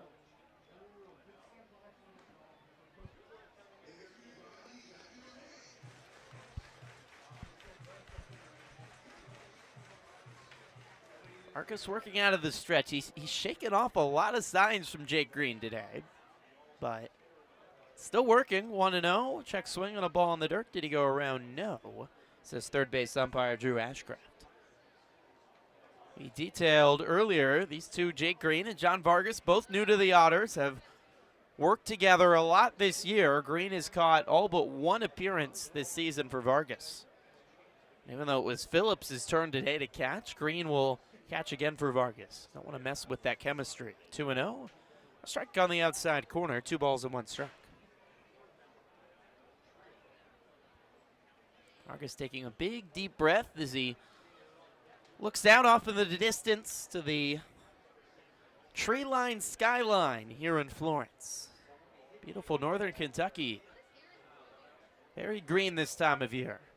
2-1, swung on and driven down the right field line, but well foul, bouncing into foul territory and one hopping onto the grassy berm down the right field line, which is packed with kids tonight. A terrific crowd down there. Kids running around on the grassy lawn. There's a huge slide. That looks like a blast to go down. I might be a little old for that now. Might be past the age limit. 15 years ago, they would have let me go down it, though. Would have been a lot of fun. 2-2, outside the full count. They have a basketball court as well here, Thomas More Stadium. There's some kids hooping it up right now, a little bit older. You don't think of a basketball court at a baseball stadium, but there's so much to do here if you're a small child or even a middle-aged child. Comes a payoff. It's outside for ball 4. Zuberer works a walk, and the bases are loaded. Florence brings a very powerful bat to the plate. 1 swing, and they're right back in this ball game. Just the second walk of the game for Vargas. Loads the bases. Puts Castillo at third, Brandon at second, Zuberer at first, and Brennan Price, who has 3 home runs this week, comes to the plate. Lefty batter. Vargas comes home, and Price takes low, 1-0. 10 home runs on this season for the big lefty Brennan Price. 3 straight games with a home run. He had a home run apiece in all 3 games against Gateway. Big, massive slugger. The 1-0 is low. 2 balls and no strikes. Price a slugging percentage over 600. Guy with 36 runs batted in. He got a whole bunch more here. The 2-0 is a check swing on a ball low, and he held up 3-0. Vargas steps off behind the mound and looks off into center field. 2 base hits and now a 2-out walk of low to the bases, and there's nowhere to put Price. Kick gonna throw. It's swung on and fouled away. Wow. Swinging away at 3-0 with the bases loaded. That is an interesting choice by Price, but hoping for a ball to hit. And when you're trailing by 5, I understand the decision to swing away. So now 3-1. Kick and a throw and a strike at the knees. Price took a step around the first base line, but that was right down the middle. So Vargas has worked it back from 3-0 to 3-2. Big pitch here. A strike can get out of the jam. Time is called by Price. Reset the pitch clock.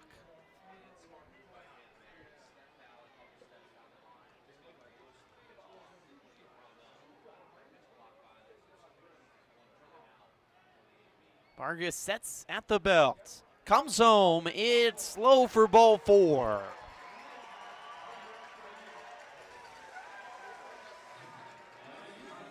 A bases loaded walk will walk in Marcos Castillo.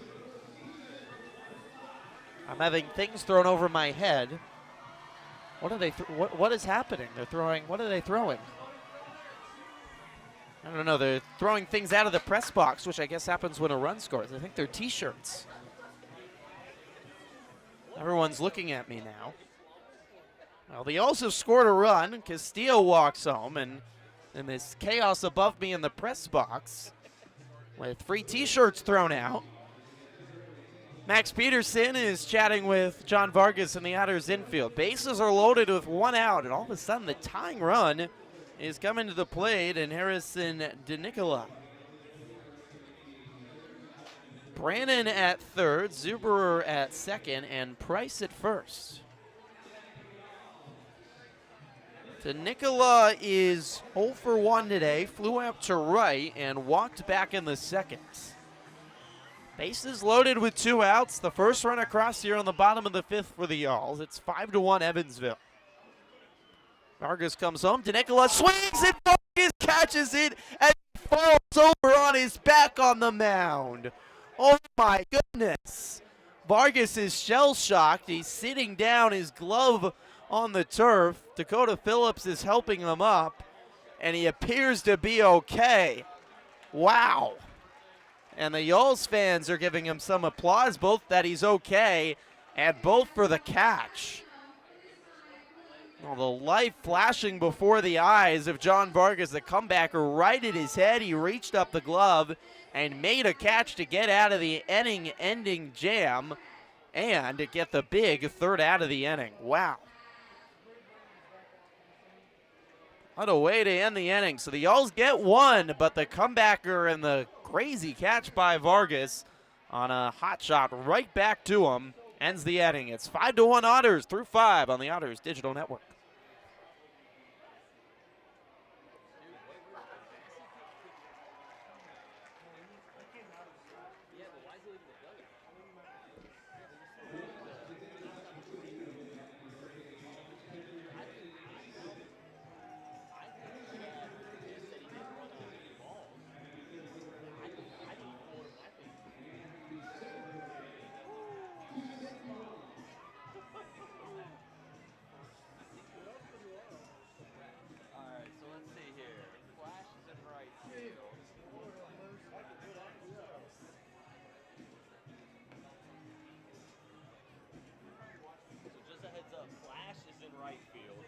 Second base is now at first base, and I'm trying to see who is at second right now.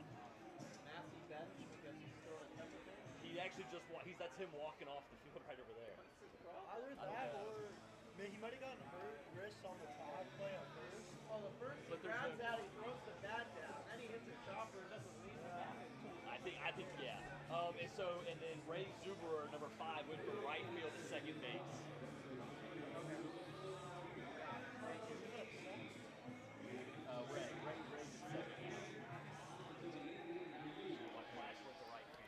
Back for the top of the 6th inning from Thomas More Field. 5-1 lead for the Evansville Otters as Brian Rosario stands in and fouls the first pitch off the end of the bat as he tried to lay down a bunt. Evansville 5, Florence 1. The Yoles get 1 in the bottom of the 5th inning. Braybrand still working in the 6th as Rosario swings. The grounds one softly to the shortstop. Burks throws across to first to beat Rosario by a stride and 1 away. 9 Otters have been retired in a row by Braybrand, who struggled mightily to start this ball game with the 5 runs coming across in the first 3 innings, but he's found a rhythm and managed to stay in this game and save some work for this Y'all's bullpen that probably thought they were going to have a long day ahead of them. Back to the top of the order, Noah Myers, who takes the first pitch strike. John Vargas, too. And watching the replay on the Flow Sports broadcast here for Florence, the catch by John Vargas to end the inning as Myers swings and pops one up into left. A few steps in is Castillo, and he makes the catch, 2 away. The good news on the replay is showing Vargas making the catch. Bases loaded, 1 run across, and the hot shot hit off the bat of DeNicola was. Vargas was able to get his head out of the way. If he didn't make the catch, he wasn't going to get hit. But the reflexes, just incredible by Vargas to make the catch. And then he just sat down on the mound for a good 10 seconds, I think, in shock. Because the ball was originally coming right towards his head. He was able to duck out of the way and make the catch. If he doesn't, that ball's probably through and 2 runs come across, and we have a 2-run ball game. 2 outs, nobody on. Batter is Kona Quiggle. He took a first pitch low, and now he takes the second pitch for a ball. 10 Otters have gone down in order, dating back to the 3rd inning.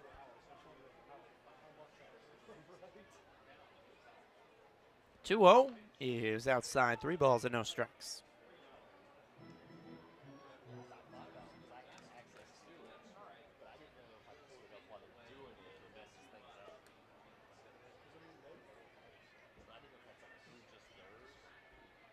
"3-0 is low for ball 4. A 4-pitch walk to Quiggle. And the Otters have their first base runner since the 3rd inning. See how much longer Braybrand lasts at 97 pitches before the Y'alls go to their bullpen that we mentioned is tired after using 4 pitchers yesterday in a blowout loss. Florence is likely to go with more of a bullpen day tomorrow as well. Their ace will go on Sunday. Yeah, Nathan Florence, who's been incredible this season for the Y'alls. But they're going to have Justin Jones go tomorrow for Florence, who's making his first start of the season. He's been a bullpen guy. Dakota Phillips stands in and takes a first pitch outside. Phillips has struck out 3 times today, all 3 times at the plate. Quiggle at first with 2 outs in the top of the 6th. The Otters lead 5-1. 1-0 is inside, 2-0. There is some action in the Otters bullpen. Vargas really dominant through the first 4 innings, but labored a little bit more in the 5th. Braybrand steps off, throws over to first, and Quiggle back in safely. Vargas didn't allow a base hit until the 4th inning. Didn't have 2 runners on in any inning until that last 5th when he walked home a run. 2-0 from Braybrand, swung on and fouled away off the top of the netting. Had the first foul ball of the game nearly coming to the press box, just to the left of me, hit off the window of a suite, not too far down, and since then haven't gotten a foul ball near me. We're in a big open air press box, right behind home plate. A ball could easily make it over the net and head right towards us. The 2-1 is outside. Quiggle is stealing, throw down to second. Ball is dropped by the shortstop, Burks, and Quiggle is safely in second with a stolen base. That is the 4th stolen base today for the Otters. Good throw by Edwards, but Burks couldn't hold on to the baseball. Might have had a chance at a tag. Quiggle instead has another stolen base to his season total. 8 stolen bases on the season now for Kona Quiggle. It's in scoring position for Phillips, who's ahead 3-1. Braybrand rocks home. Beautiful pitch on the inside corner for a full count. 102 pitches from Evan Braybrand. Given name is Evan, though he goes by Bobby, as it says on the scoreboard, and he's widely called. Payoff is chopped foul.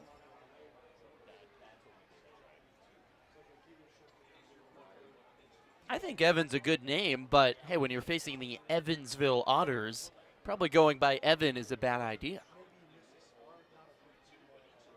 I think it would upset Evan the Otter if he was pitching in Evansville and there was another Evan.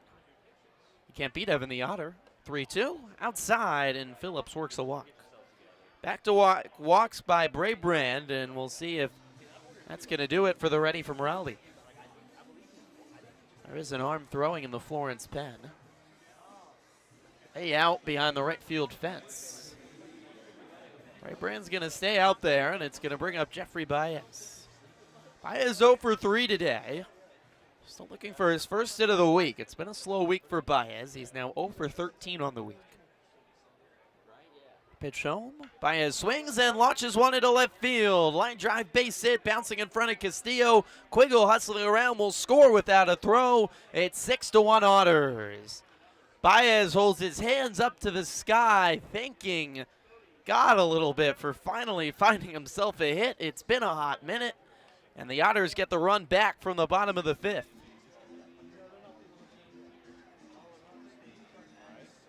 And that will do it for Braybrand. I imagine, well, Carl Craigie, the pitching coach, is out to talk with Braybrand.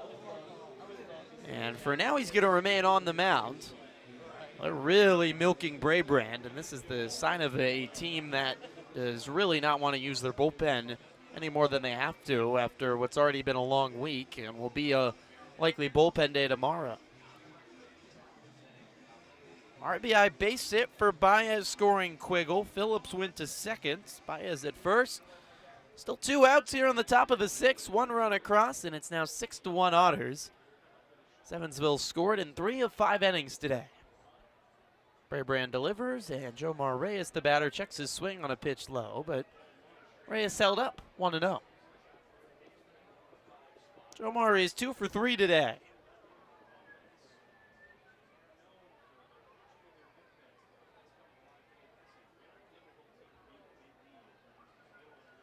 Braybrand delivers home. Reyes swings and lines one down the third base line. The glove of Fuentes and into foul territory. Phillips hustling around to score. Ball's finally gotten back into the infield by Castillo, the left fielder. It's 7-1 Evansville. Reyes scorching one down the left field line. Fuentes, the third baseman, giving everything he got, but it bounced off his glove and made things even more challenging for Castillo. The left fielder had to run into foul territory to retrieve it. Phillips scoring with ease, and it's an RBI double for Jomar Reyes. Baez goes to third, 2 across here in the 6th. 7-1 Evansville. Ethan Skinder takes the first pitch strike.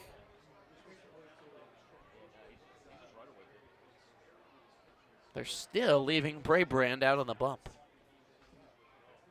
Now 1 home. Skinder swings and misses 0-2. Otters went quiet in innings 4 for 5, went down in order, but they wake back up here in the 6th. 2 walks. RBI base hit by Baez. RBI double down the left field line by Reyes. 7 runs on 10 hits, back-to-back days with 10 hits for the Otters, and still plenty of time to add to that total today.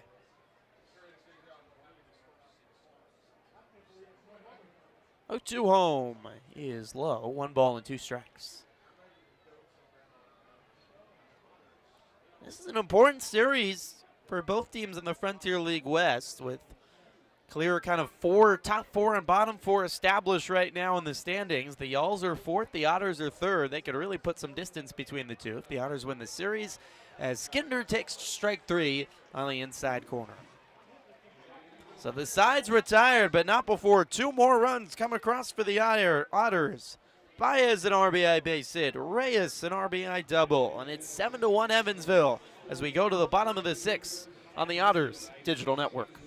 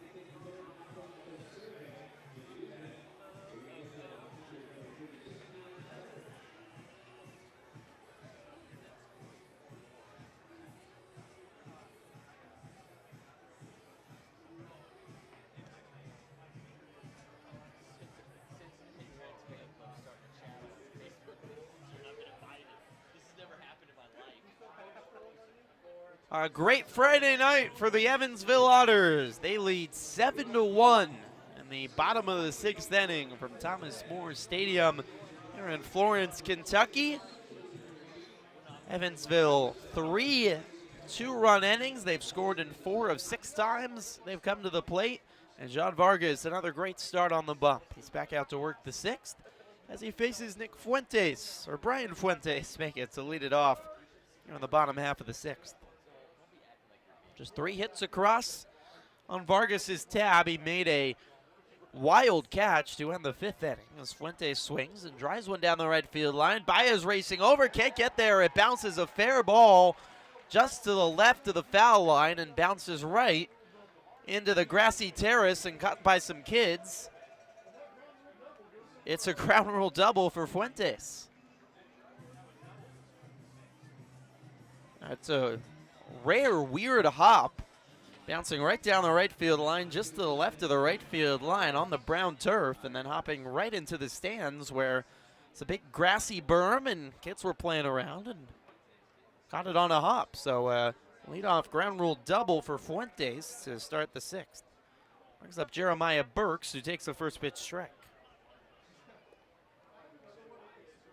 Y'all's got 1 in the 5th, but stranded the bases loaded as Vargas made a crazy catch on a comebacker right back to him. Lifted up the glove and held on. The 0-1 is low. 1 ball and 1 strike.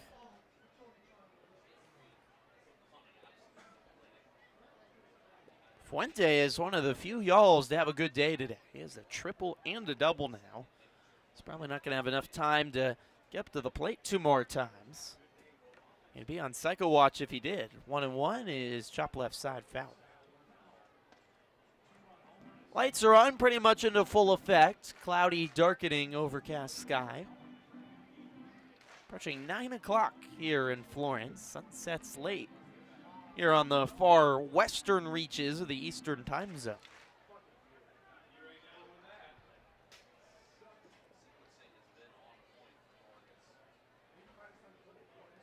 Vargas kicks and throws. Burke swings up the middle. Vargas can't get the glove to it. Diving is Skinner on the turf. Down to knee. Holds onto the ball but has no play. And it's a base hit for Burks. Skinner does save a run. What a play by Skinner just to get over to that baseball behind the second base bag.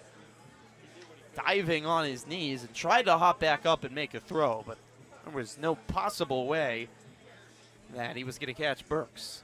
So Fuentes goes to third. Burks to first. Runners on the corners with nobody out here, and more trouble for Vargas in the sixth. Cooper Edwards, the batter, swings the first pitch and pops it up into shallow center. Out is Khalil, in is Quiggle, and Khalil can't make the catch. It bounces past his glove into left field, and Fuentes jogs home and scores.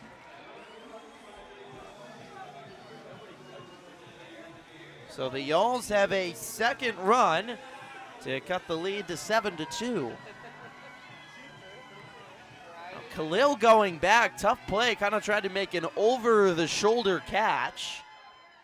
And Quiggle might have had a better chance coming in from center field to make the play, but Khalil couldn't get there. Because he didn't touch the ball, it's going to end up going down as a base hit for Burks. Or for Edwards, I should say. And now there's runners at first and second with nobody out, and it's Castillo who takes the first pitch strike. If you're wondering, they do throw free t-shirts down into the stands after every Yalls run. Decide to duck again as interns tossed white t-shirts into the crowd. The 0-1 is outside, 1 ball and 1 strike. If it was a big offensive night for the Yalls, it would get incredibly annoying. But John Vargas so far has limited the damage. In a pickle here with 2 on and nobody out. 1-1, swing and a miss by Castillo. A breaking ball got him all turned over.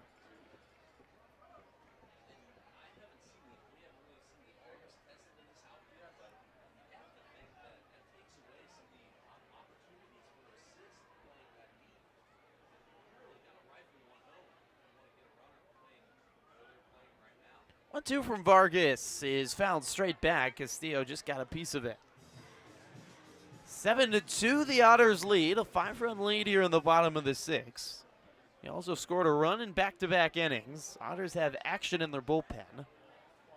They're throwing behind the left field wall, so no idea who it is, but I can see a baseball going back and forth. The 2-2 is low. Good stop by Green to keep it in front of him. Green's out to have a quick word with Vargas. Just feels like the command is starting to falter a little bit for John Vargas here at 92 pitches in the 6th.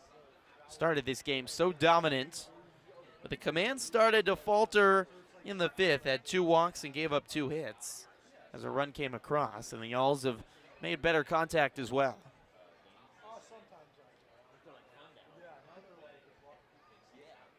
This could be Vargas's last batter here against Castillo. 2-2 count. Vargas winds and throws. It's inside and a full count.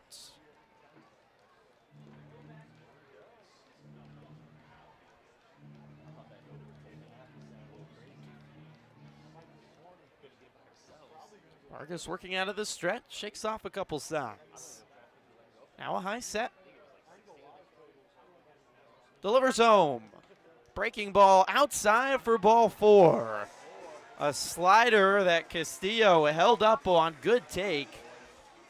And the bases are loaded with nobody out. And here comes Max Peterson to make the change.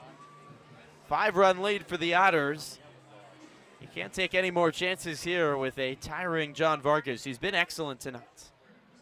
Max Peterson making the signal to the bullpen. Vargas' day is done. His tab is going to really depend on what happens next, but it was a great start to the game for John Vargas, and the couple Otter fans in attendance here giving him an applause. Nick Drake, the Otters super fan, is here waving the Otters flag. Vargas, 4 innings, allowed just 1 hit and no runs, but running into some trouble in the 5th, allowing a run, and the bases are loaded here in the 6th with nobody out. Leone De La Cruz, the lefty, coming to the game. We'll be right back on the Otters Digital Network.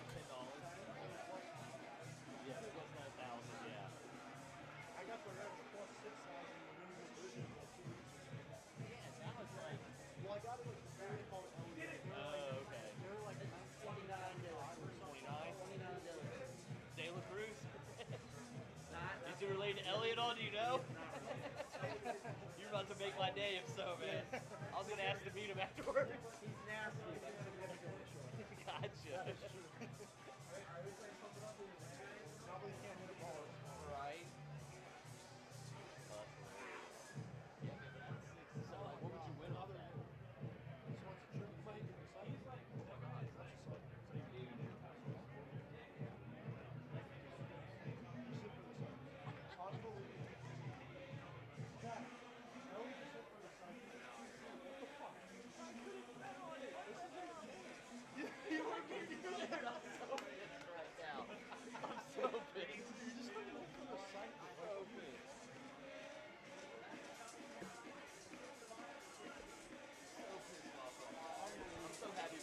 Welcome back to Thomas More Stadium.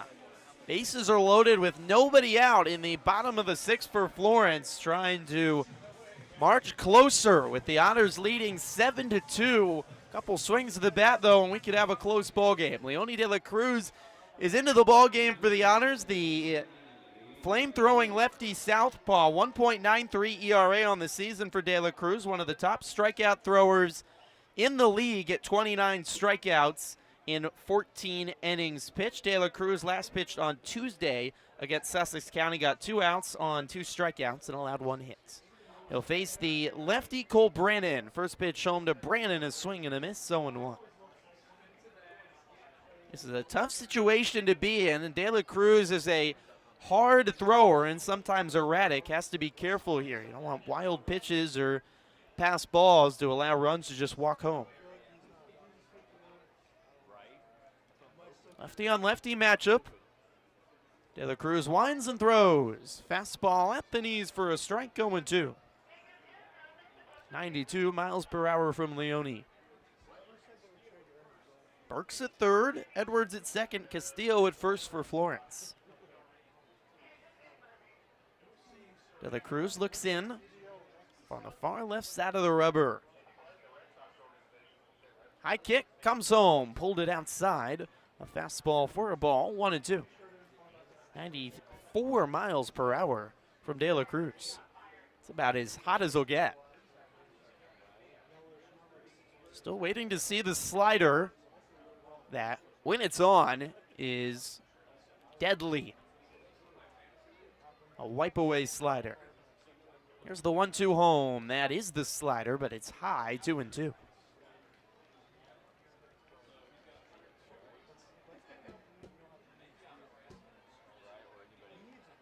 Otters lead 7-2 here in the bottom of the 6th. Just got to limit the damage here with a 5-run lead.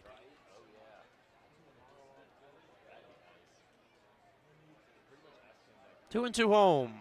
Swung on and flare down the left field line. Over is Rosario, making a running grab along the wall. Jogging home is Burks to score for a run. Good catch by Rosario. Balls are just carrying out tonight, it feels like, especially to left field. And Rosario had to come over and make a catch right along the foul line as the wall juts out at the deep end of left field.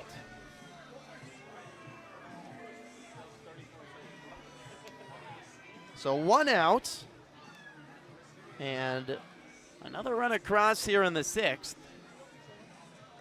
And there's 2 on with 1 out. Jake Green is out to have another word with De La Cruz. Sam Plash coming up to the plate. In the end, you take the out if you're the Otters. The lead's now 4, but now you have an empty base, a little more wriggle room, and you've gotten that monkey off your back of the first out of the inning. So Edwards at second, Castillo at first. Top of the order in Plash, who's pinch hitting for Craig Massey. Dancing Edwards at second, and De La Cruz steps off and gives him a look like a parent to a misbehaving young child. Stop dancing over there at second base. Calm down. Comes back home to Plash, kick and a throw, and a fastball low, 1-0.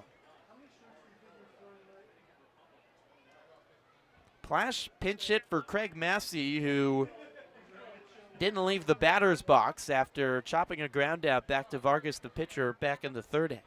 And my guess is subsequently benched for the rest of the game by Chad Rhodes. 1-0 home. Swung on in, fouled straight back, 1-1. De La Cruz looking for 2 more outs here in the bottom of the 6th as the Yalls have answered the 2 of the Otters in the top half of the inning.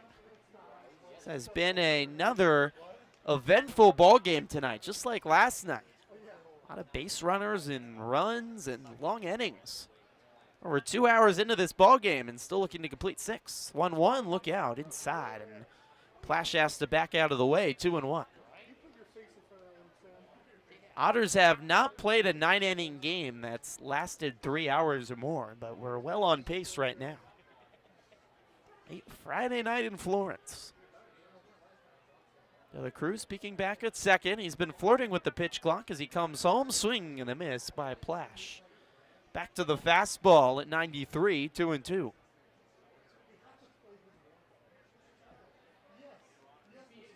Leone is working methodically out of the stretch, looking in for the sign from Green. The black glove up near his face and the brim of the hat brought down low. Sets just above the belt, peeks back at second. The pitch clock has expired. It's long expired, and now finally the call. Now, you often see home plate umpires give a little lenience to De La Cruz. Clark Morgan gave him a lot of lenience. That was a good 2 to 2 seconds, patch the pitch clock expiring. And finally, Clark Morgan gave him the call. So that's ball number 3, which is a big call and a tight count and runners on. Jake Green back out to talk with Leone De La Cruz. Jomar Reyes did not come over from third base the first time when he went out to talk to him. And maybe the message didn't come through in English. So Jomar Reyes over to serve as interpreter between Jake Green and Leone De La Cruz with now a full count. De La Cruz just has to speed up his pace right now. He was flirting with the pitch clock, and it ends up costing him a ball. And in a tight spot here right now, every ball and strike counts.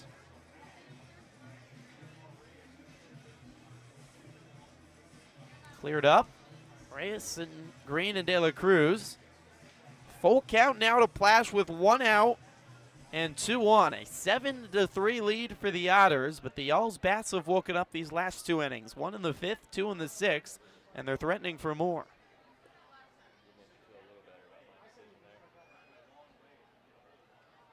Payoff home. Fouled away right side and out of play. Back out onto the parking lot to the right.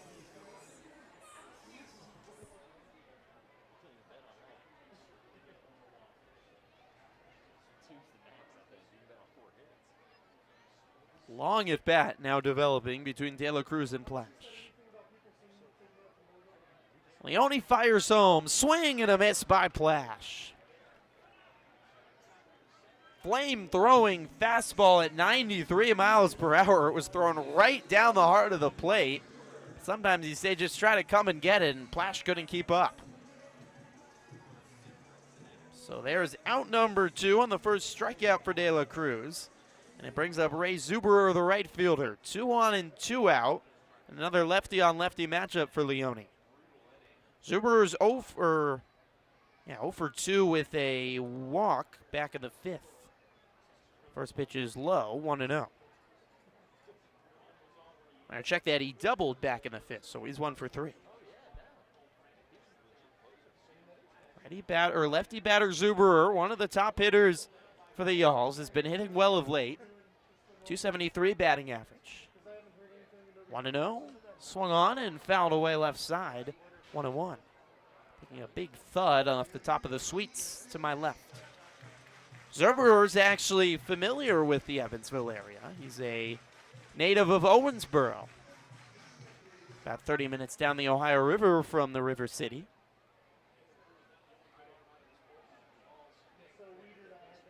A big spot here trying to claw the Yalls back. Otters looking for 1 more out in the 6th. The 1-1 is a slider outside. Green keeping it in front of him, throws off the mask as the ball starts trickling down the third base line. And all the runners stay put. A 110% effort from Jake Green behind home plate, making sure to keep both runners in their place. Edwards at second, Castillo at first for Florence. A 7-3 lead for the Otters in the bottom of the 6th. 2 on and 2 out.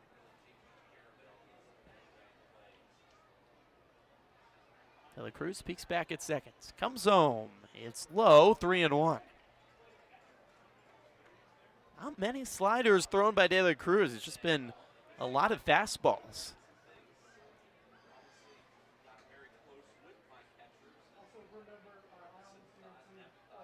There's the 3-1. Swung on and popped up into left. Back is Rosario at the wall, makes the catch. Brian Rosario making the catch, a step from the wall on the warning track, and the Otters survive the threat in the 6th. De La Cruz gets out of the inning with just one run coming across when he came to the plate, and the Otters lead 7-3 after 6 on the Otters Digital Network.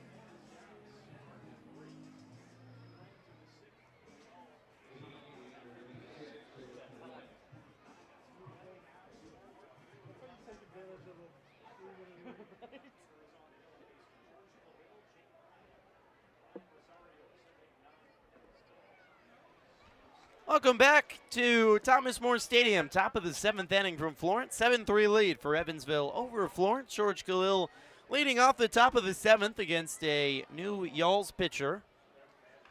Khalil swings and grounds one up the middle. It's through for a base hit. Shortstop Burks couldn't get there, and George Khalil has his second hit of the day on a knock up the middle. It's hit number 11 today for the Otters offense. In fine form, Evansville's bats.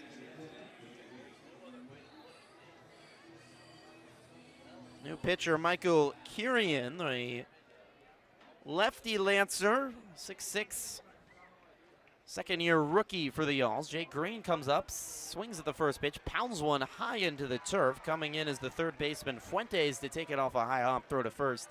In time to get Green, one away. A lot of action earlier here for Kirian.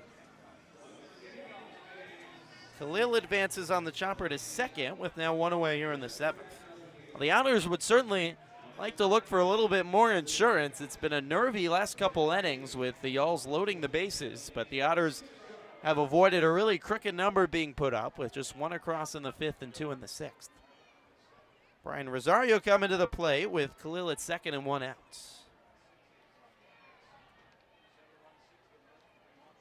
Kirian comes home and Rosario takes the first pitch strike.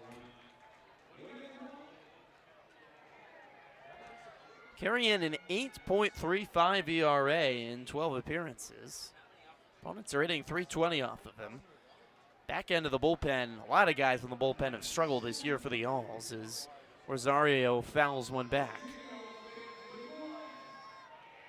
Some ugly numbers, and Kirian has certainly been a culprit to that. 12 walks as well and 18 in the 3rd. The Y'alls command has not been awful tonight, though, after they threw 17 walks yesterday.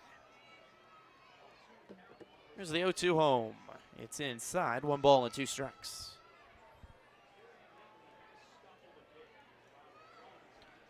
Khalil at second with 1 out here in the top of the second. A 1-2 count to Rosario.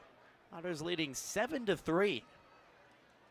Another high-octane, lengthy ball game for a second straight night as Rosario takes low balls in the dirt. Going down to second is Khalil. Ball sails past the third baseman Fuentes and rolls into foul territory. Burks, the shortstop, runs over to get it. Khalil stays at third, but it's a, see if it's a stolen base or just Khalil advancing on a ball that got away a little bit from Cooper Edwards, the catcher. Either way, Khalil 90 feet away with 1 out. Chance for some more Otters insurance here on the top of the 7th.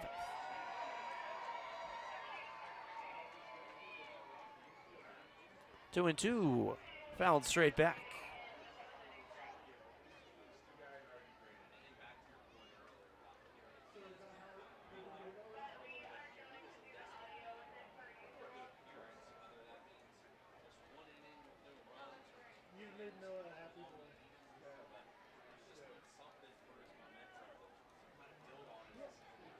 Two and two home. Swing and a miss.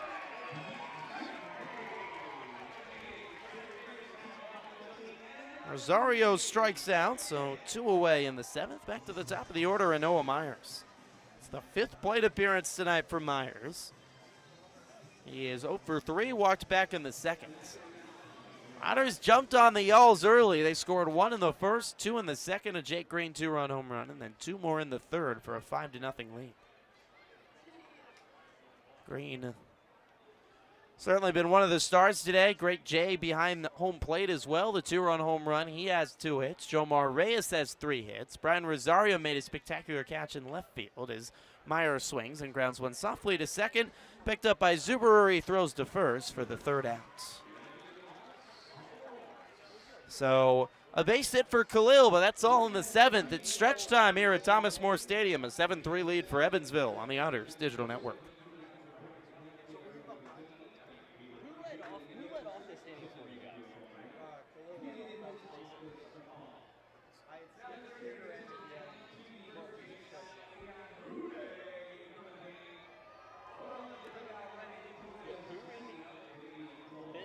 Just now? No, so Skinder ended the 6th, so yeah, I don't Khalil had the base hit, and then Green wrapped it. Okay. Gotcha. Yeah, I don't know. This is the last time of the 6th. I don't know how though. Yeah.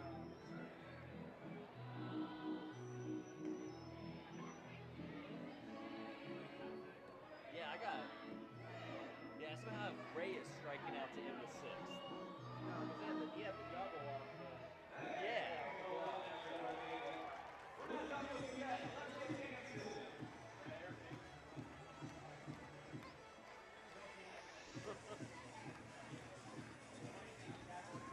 So Reyes had a double. Yeah. And then Skinder struck out later.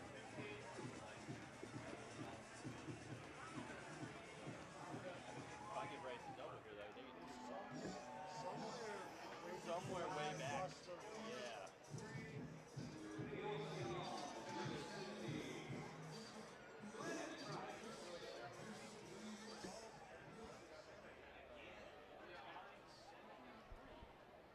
Back in Florence, Kentucky, a 77-3 lead for Evansville over Florence. Leone De La Cruz out for another inning of work, facing the big lefty slugger Brennan Price to lead off the bottom of the 7th.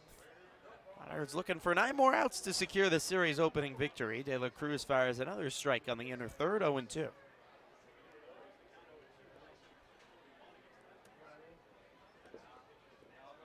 De La Cruz nods and throws, and Price takes low 1-2. Leone got all 3 outs in the 6th inning as John Vargas exited with the bases loaded and nobody out. And De La Cruz did a great job. It wasn't easy. The 1-2 swung on and missed. And there's 1 away. The slider looking good for Leone in his first strikeout of the 7th and his 2nd of his outing. De La Cruz came in bases loaded. He got Brandon to fly out to left, got Plash to strike out in a very long at-bat. That included a pitch clock violation. And then Zerberer to fly out to left to end the inning. So got all 3 batters he faced out. They're all long at-bats, which is kind of impressive poise and patience from De La Cruz as Harrison DeNicola takes the first pitch outside for a ball. We've seen Leone be so spectacular and dominant at times this season, other times a little bit wild. 1-0 was fouled straight back, 1-1. That's really the first time I think I've seen be a gritty pitcher, though. Maybe doesn't have all of his best stuff. The slider isn't spectacular tonight. He's missing some of his spots, but he battled up at the plate, worked through some foul balls, and found a way to get outs when he needed to. Breaking ball misses low for a ball, 2-1.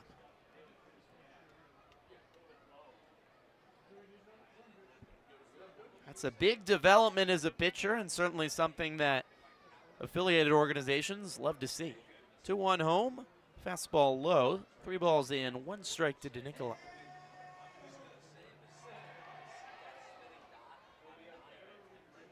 Seven to 3, the Otters lead on the bottom of the 7th. The bases are empty with 1 out.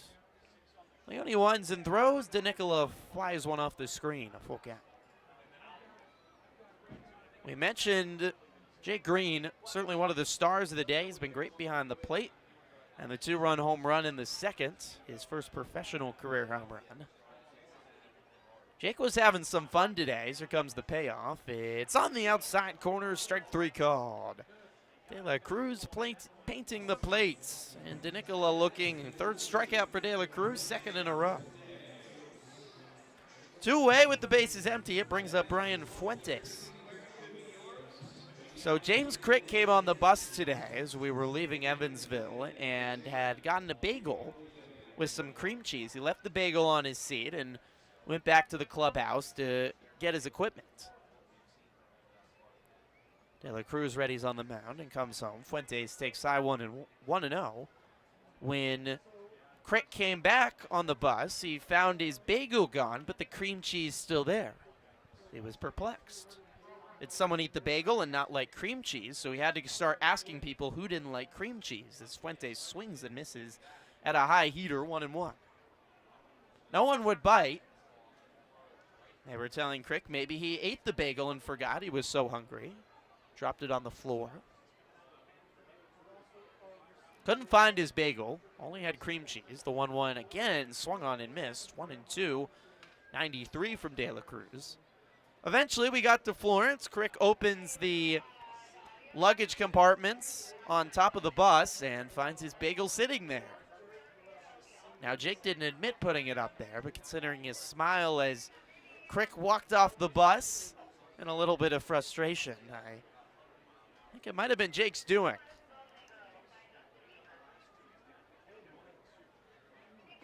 There's the 1-2 home. It's just inside. 2 balls and 2 strikes. We did get a great lunch provided for us by some of the great Otters fans that provide so many meals to us. So don't worry, no one went hungry. It was all a fun bagel prank. The 2-2 swing and a miss by Fuentes. Heavy doses of high heaters by De La Cruz. He strikes out the side in the 7th. We go to the 8th inning. The Otters lead 7-3 on the Otters Digital Network.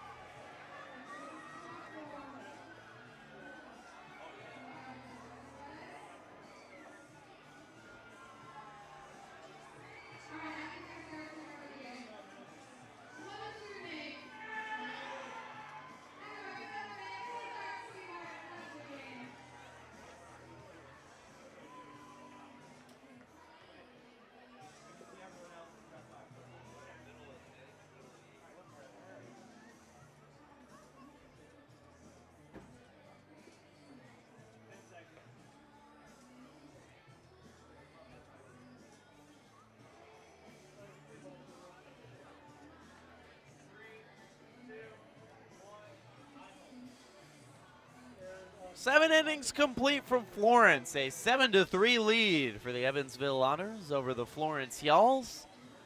Getting late into the night on this Friday night. Inky darkening sky overhead, lights in full effect, and the Otters have led from the start today. 7-3 lead. Evansville scored 5 in the first 3. Florence has put some runners on base, made things a little bit iffy at times, but the Otters have avoided that crooked inning being put up by the Y'alls bats.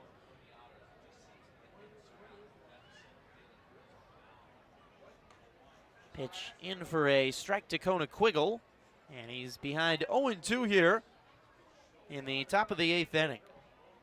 Quiggle had a double all the way back in the first and scored on an error.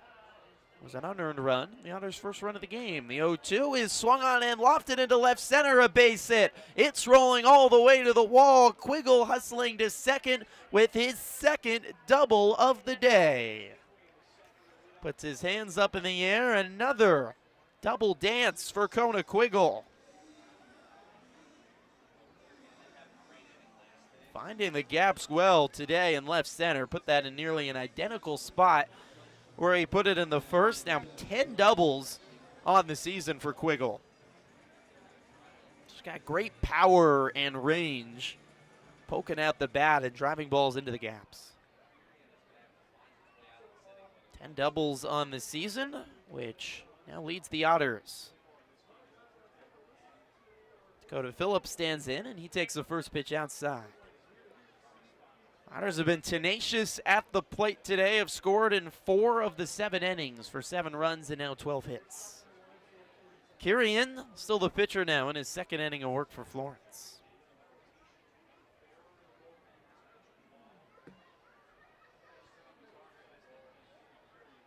(1-0), swing and a miss, 1-1. Quiggle 10 doubles, actually his 2nd still on the Otters because the man at the plate, Dakota Phillips, has 11. 2 lanky lefties that so they can get a ball on the outside, have enough power to just drive it into the gaps. True professionals. The 1-1 is a breaking ball low, but not low enough apparently. It's called a strike. Good pitch. It kind of fell off the plate last minute. It was low by the time it reached the glove, but one of those pitches that crossed the zone in the strike zone. 1-2 count to Phillips. Kirian comes home. It's bouncing in the dirt that time for sure. 2-2.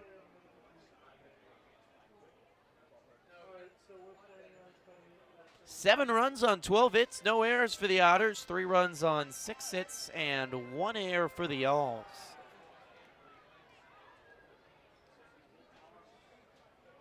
Evansville looking to take the opener tonight for a slightly earlier start time tomorrow for Game 2. Will be at 6:30 local, so that's 5:30 Central, as Phillips swings and lines one through the gap right side and into right field.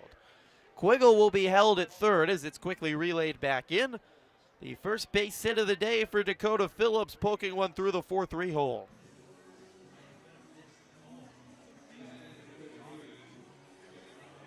Runners on the corners and nobody out here in the 8th. Jeffrey Baez comes to the plate looking to add to the lead.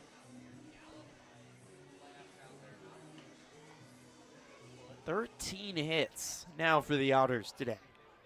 Baez has one of them, a RBI base hit back in the 6th inning for Jeffrey. He's 1 for 4.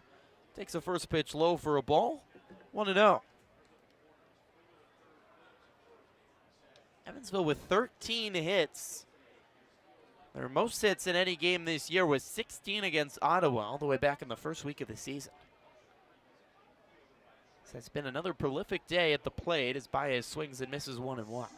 And they've earned it, too. It's not been a plethora of walks, so there certainly has been some by the Y'alls, but Evansville has just been terrific at the plate today. Back-to-back really good days for the Otters offensively have been far and few between this season. 1-1 home. Baez fouls it off the screen, 1-2. Otters, if they hold on to win today, this will be the 7th straight game that they've rotated a win and loss, which was a theme early in June as well. There's good news and bad news to that. Evansville's been so good at avoiding losing streaks, but they haven't strung a lot of wins together. 1-2, Baez chops right to the third baseman, Fuentes. He throws to second in time, and the throw to first is not in time as Baez runs it out. So Quiggle will score. Phillips out at second. And Baez safely at first on the fielder's choice. A run comes across, another RBI for Jeffrey Baez. And it's 8-3 Otters. They add another run here in the 8th.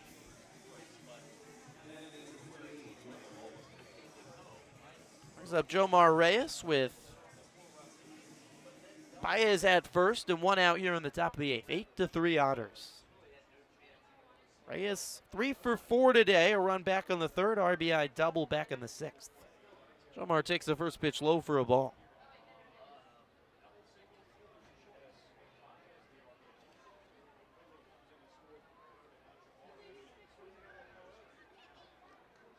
Kirian steps off and throws over to first. Baez dives back in safely. If the Otters hold on tonight, they'll move to 12-3 in the game coming off a loss. How impressive is that? 1-0 is at the letters for a strike. 1 ball and 1 strike. Evansville's only lost multiple games in a row twice this season. A 3-game losing streak and their long road trip to the East Coast in the middle of that road trip as the pitch sails outside. 2-1. And back-to-back losses in the start of a series against Schaumburg a couple weekends ago. Outside of that, no time the Otters have dropped back-to-back games all year. 2-1 home. Baez takes off. Reyes swings and chops one into right center, a base hit. Baez hustling around, will be held at third.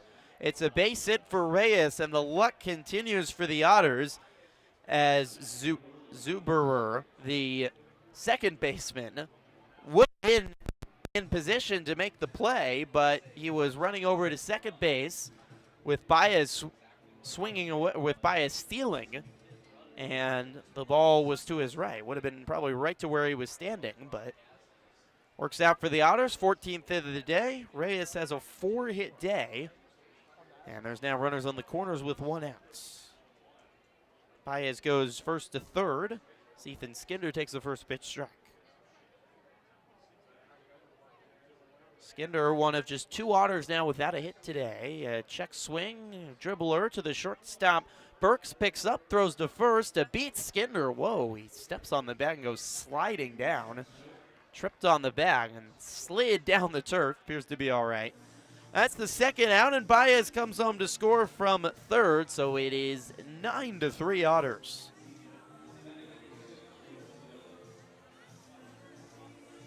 Two runs come across here in the 8th. It's the 4th time the Otters have scored 2 runs in an inning today.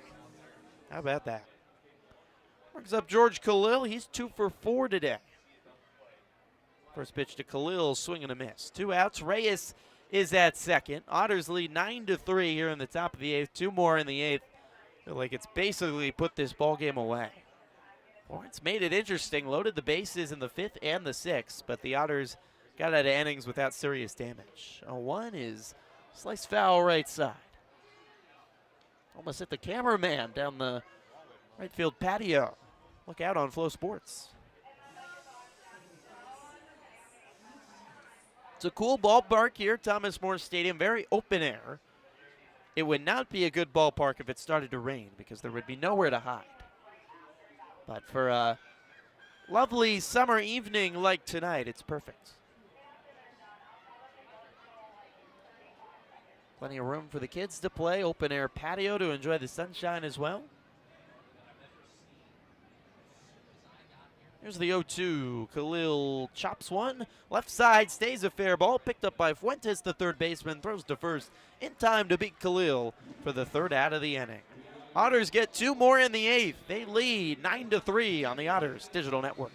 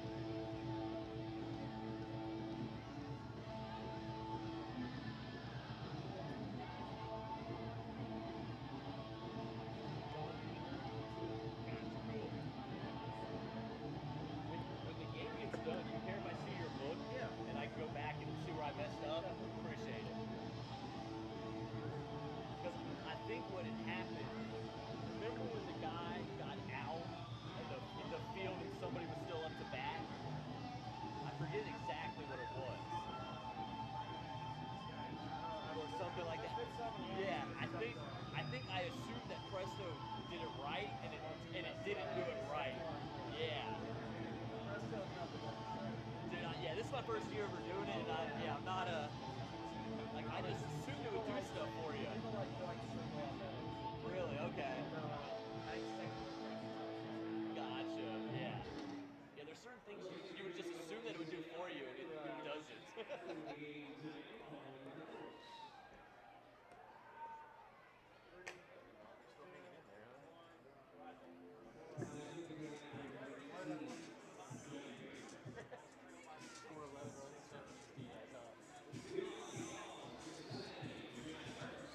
Welcome back to Thomas More Stadium for the bottom of the 8th inning. Evansville leads Florence 9-3 here on the Otters Digital Network. John Beamer back on the bump, fires his first pitch home to Jeremiah Burks, the shortstop. Leone de la Cruz was excellent, worked 6 outs, and did not allow anyone to reach on his tab. He struck out 4. Beamer comes home, and Burks went around 1-1. Beamer back in his home state of Kentucky, Hopkinsville native. It's on the other side of the state in western Kentucky. Big righty, 1.29 ERA on the season and 21 innings pitched. He fires a strike at the knees to Burks.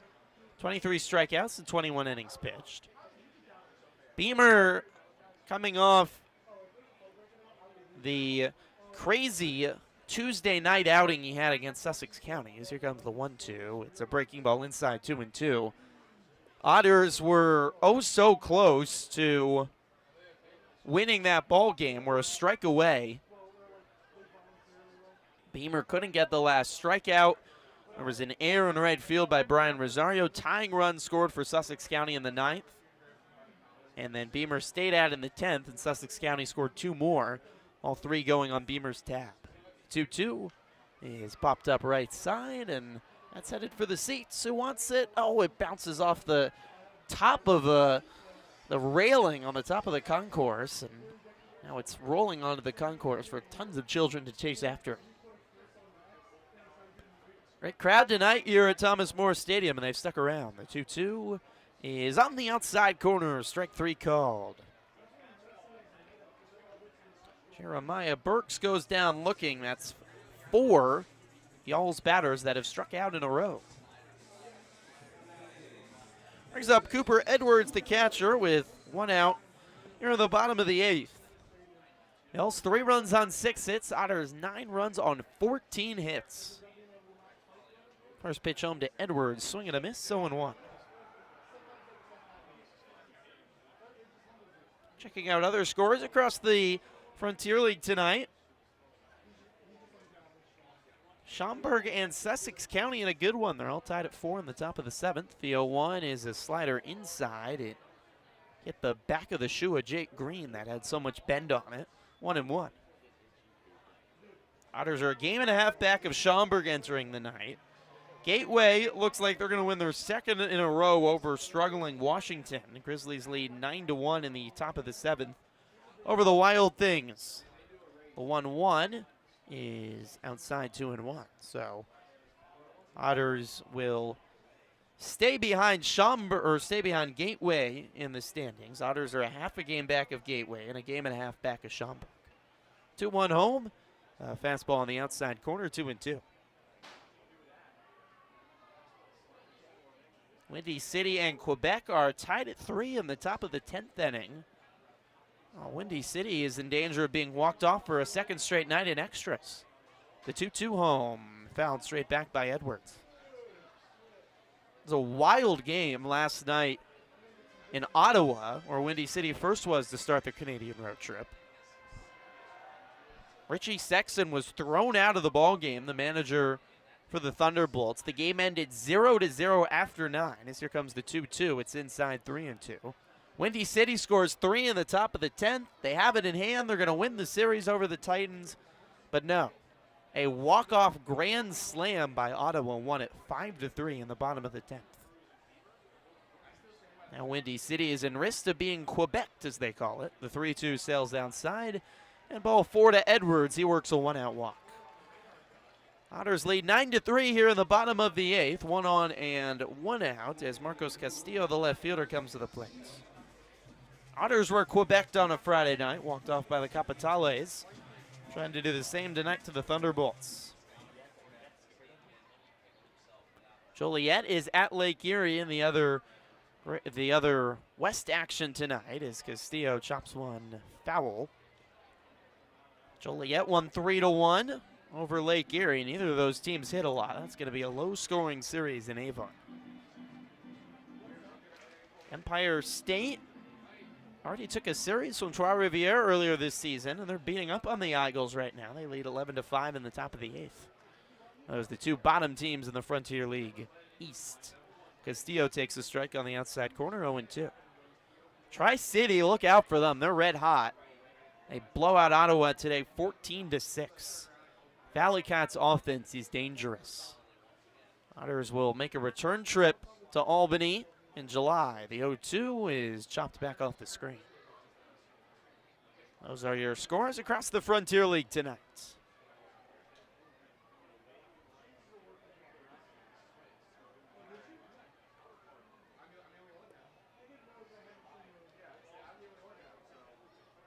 Boulders and Jackals have the night off. They're playing tomorrow. I thought we were missing someone. The 0-2 is swung on and popped up into center field. The crowd gets excited, but Quiggle has plenty of room in center and makes the grab, 2 away.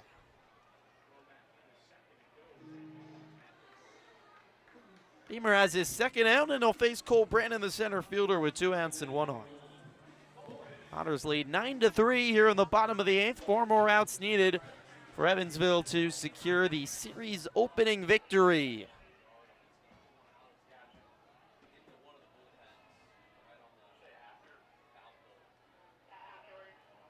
Beamer comes home to Brandon, who swings and lines one again right at Kona Quiggle. Takes a few steps back and makes the jogging catch for the 3rd out of the inning. Beamer works around to walk for a good 8th. And we head to the 9th inning. It's all Otters tonight. They lead 9-3 on the Otters Digital Network.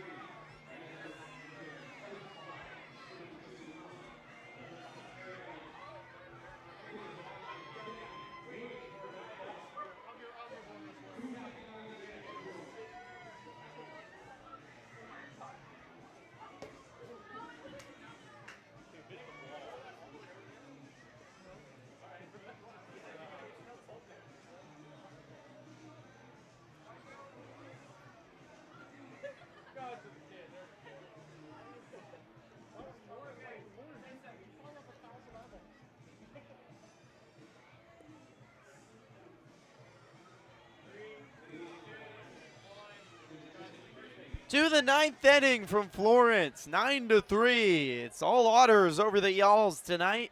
14 hits for Evansville, 9 runs. Evansville jumped out to an early 5-0 lead through 3 and haven't looked back. Jake Green is the batter on the top of the 9th and fouls away the first pitch he sees. Kirian is going to finish this game, it looks like, for the Y'alls. He's out for his 3rd inning of work.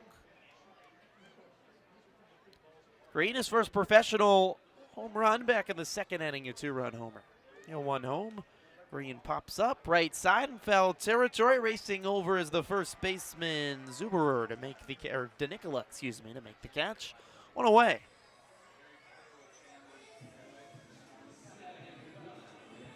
Brings up Brian Rosario with 1 out and nobody on here in the top of the 9th. Rosie had 2 stolen bases back in the 2nd inning. 2 for 4 today, 2 hits. Stole 2nd and 3rd when he was on base in the 2nd for now 30 stolen bases on the year. Swings and misses at the first pitch, 0-1.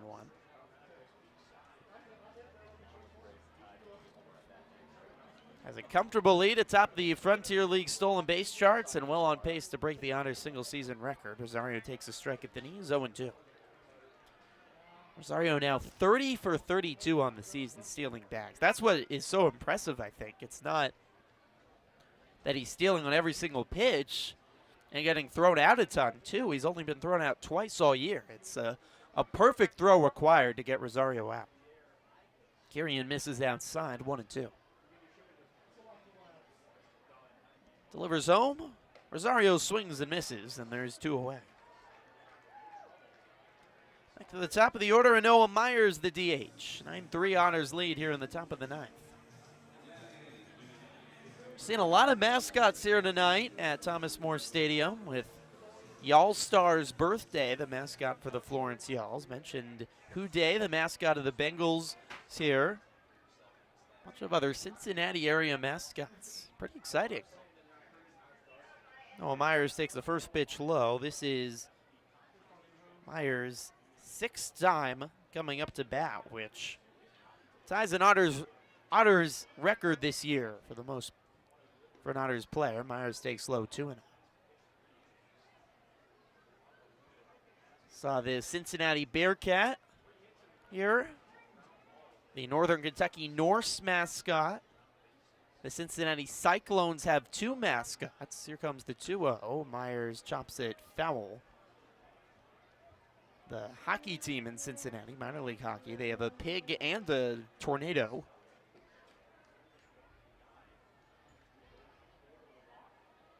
The one that was most surprising, it wasn't a sports team, Kroger has a mascot.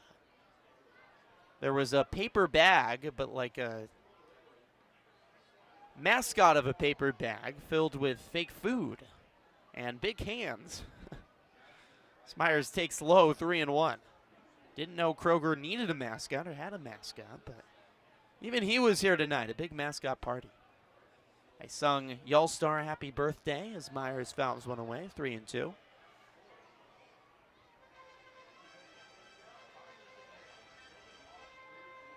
It's been a merry time here at Thomas More Stadium. They keep the fans entertained. The last half inning break, there was rubber baseballs being chucked over my head. The 3-2 misses low for ball 4, and Myers works a walk. Second time Myers has been aboard today, his 2nd walk. Every Otter has reached base today, and everyone except Myers and Skinder have hits.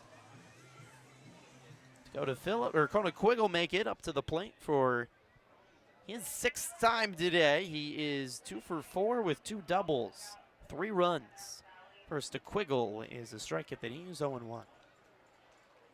9 runs, 14 hits today for the Otters. 1 in the first, 2 in the second, 2 in the third, 2 in the 6th, 2 in the 8th. That sums it up. Relentless approach today. The 0-1 is outside, 1 ball and 1 strike.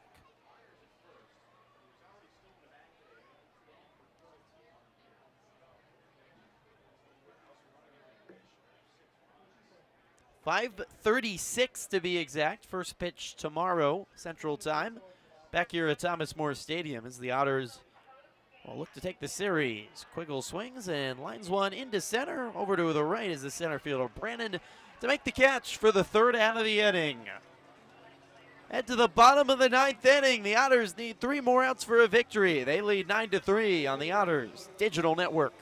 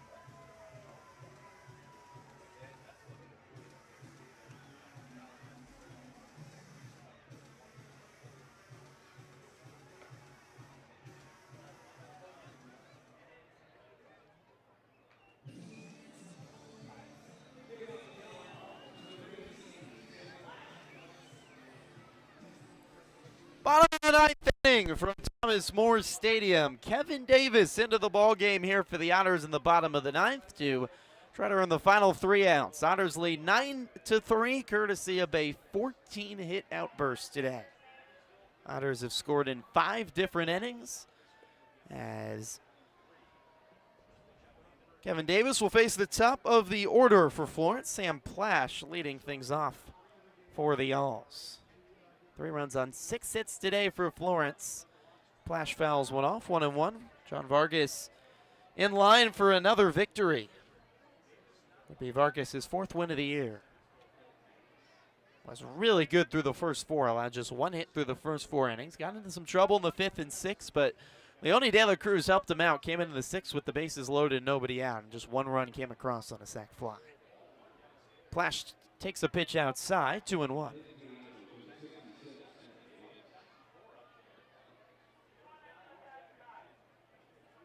Big 6'9", Kevin Davis.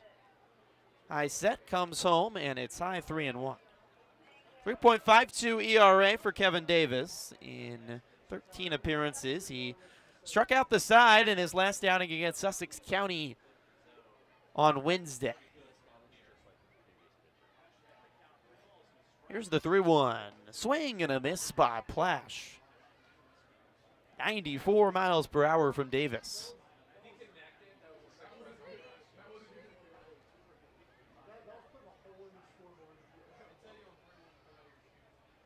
Kevin fires home, and it misses outside for ball 4. Plash works the walk to lead off the bottom of the ninth. 9-3, though, the Otters lead as Ray Zuberer, the right fielder, comes to the plate. Kevin Davis might be the most fashionable guy on the Otters. He had a wild pregame outfit today. Showed up getting ready to go on the bus as the first pitch home to Zuberer from Davis is in for a strike. Davis was wearing a floral shirt, had it unbuttoned down to the chest, and he was wearing matching floral shorts. Comes the 0-1. It came as a set as Zuberer fouls one off the mask. Told him it was Margaritaville last night for the Otters. Had the sunglasses on as well. The matching floral shorts. Thought he must have got them somewhere fancy, but picked them up at Target. It was quite a fit for Kevin as the 0-2 is low, 1-2. He had to be confident and be able to rock it, and Kevin Davis has the confidence and the swagger to wear just about anything he wants. When you're 6'9", that helps your confidence a little bit. 1-2 count to Zuberer. Davis comes home. It's inside, 2-2.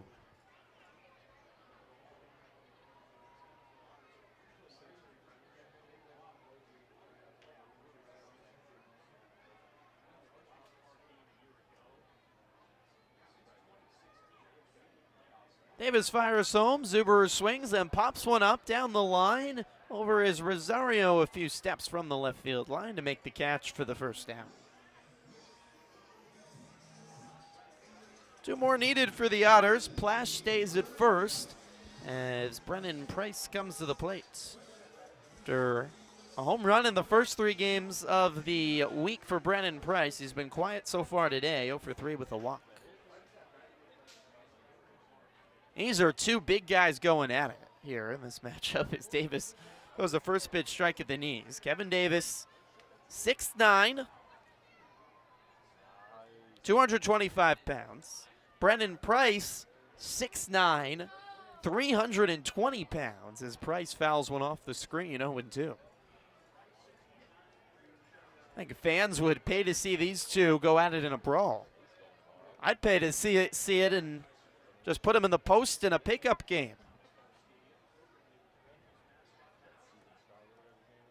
They're both 6'9". Price is a little bigger, but Davis might be a little more athletic.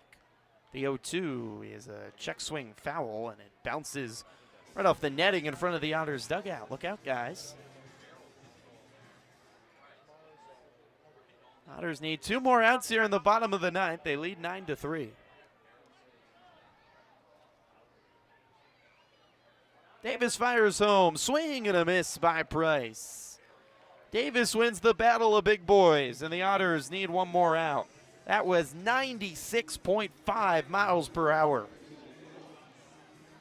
Serious heat from the big righty. That's one of the faster pitches he's thrown all year.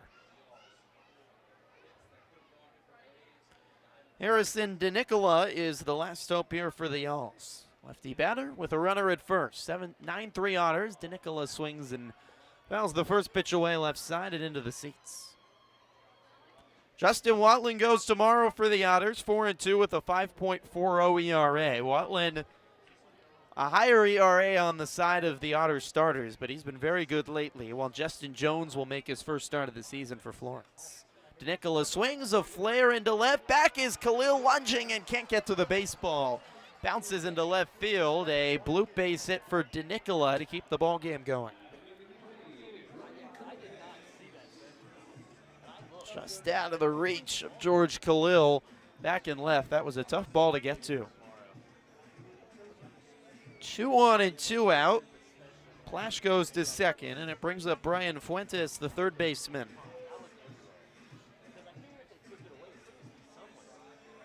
Fuentes has had a great day for the Alls. A triple back in the 4th and a double in the 6th.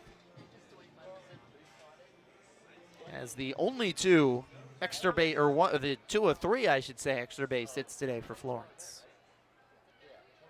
Davis and the Otters looking for the last out on this Friday night.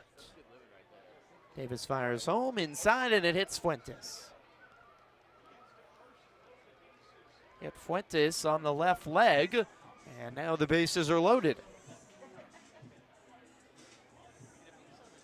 Davis is throwing so hard, but at times when he's thrown really hard, as he is here, up to 96, his command can be a little all over the place. So to be a little more careful here, bases loaded, but still a 6-run lead for the Otters. Jeremiah Burks, the batter, takes the first pitch strike. Burks is 1 for 4 today, a base hit back in the 6th. Otters 9, Y'alls 3 here in the bottom of the 9th and 2 outs. The 0-1 on the outside corner for a strike going 2, and the Otters a strike away.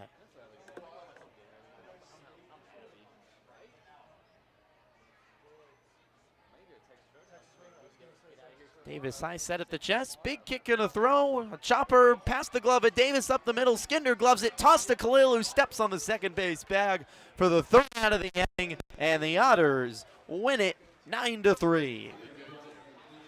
Flashy way to win it. What a nice play by Skinner, running back and underhand tossing to Khalil to step on the bag for the 4th out to win the ball game. So 9-3 the final here from Florence. We finish in just under 3 hours. A eventful ball game in large part to the Otters bats. How good was Evansville tonight? 9 runs on 14 hits. No errors for the Otters. Florence 3 runs on 7 hits and 1 error. The Evansville Otters flag is flying courtesy of Nick Drake as the Otters have earned their 22nd win of the season. Evansville moves to 22-15. Otters now have a winning record on the road. The Otters are 7-6 on the road. Florence falls to 19-18. Final guys in the stat book. John Vargas earns the win. 5 innings pitched, allowed 6 hits, 3 runs, 4 walks, and 5 strikeouts. His 3rd win of the year. The honorable mention out of the pen, though. Leone De La Cruz, 2 innings pitched, came in a bases-loaded jam in the 6th and got all 3 batters he faced out and then struck out the side at his next inning. 4 strikeouts, 3 looking in 2 innings pitched, and not allowing a base runner for Leone De La Cruz. Offensively, Jeffrey Baez has a 3-hit day. He goes 3 for 5 with a RBI and a double. Kona Quiggle, George Khalil, Jake Green, all 2-hit days, including Jake Green's first professional career home run, a 2-run blast in the 2nd inning. Ryan Rosario had the play of the day in the field, a spectacular leaping catch in the 2nd inning to rob a base hit.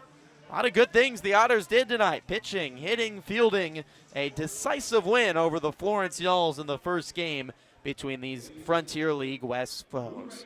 Final score again, Otters 9, Yalls 3. We'll hope you join us tomorrow evening. 5:30 Central Time will be on the air on the Otters Digital Network. Until then, have a great rest of your Friday night as the Otters take the opener against the Yalls. Good night from Florence.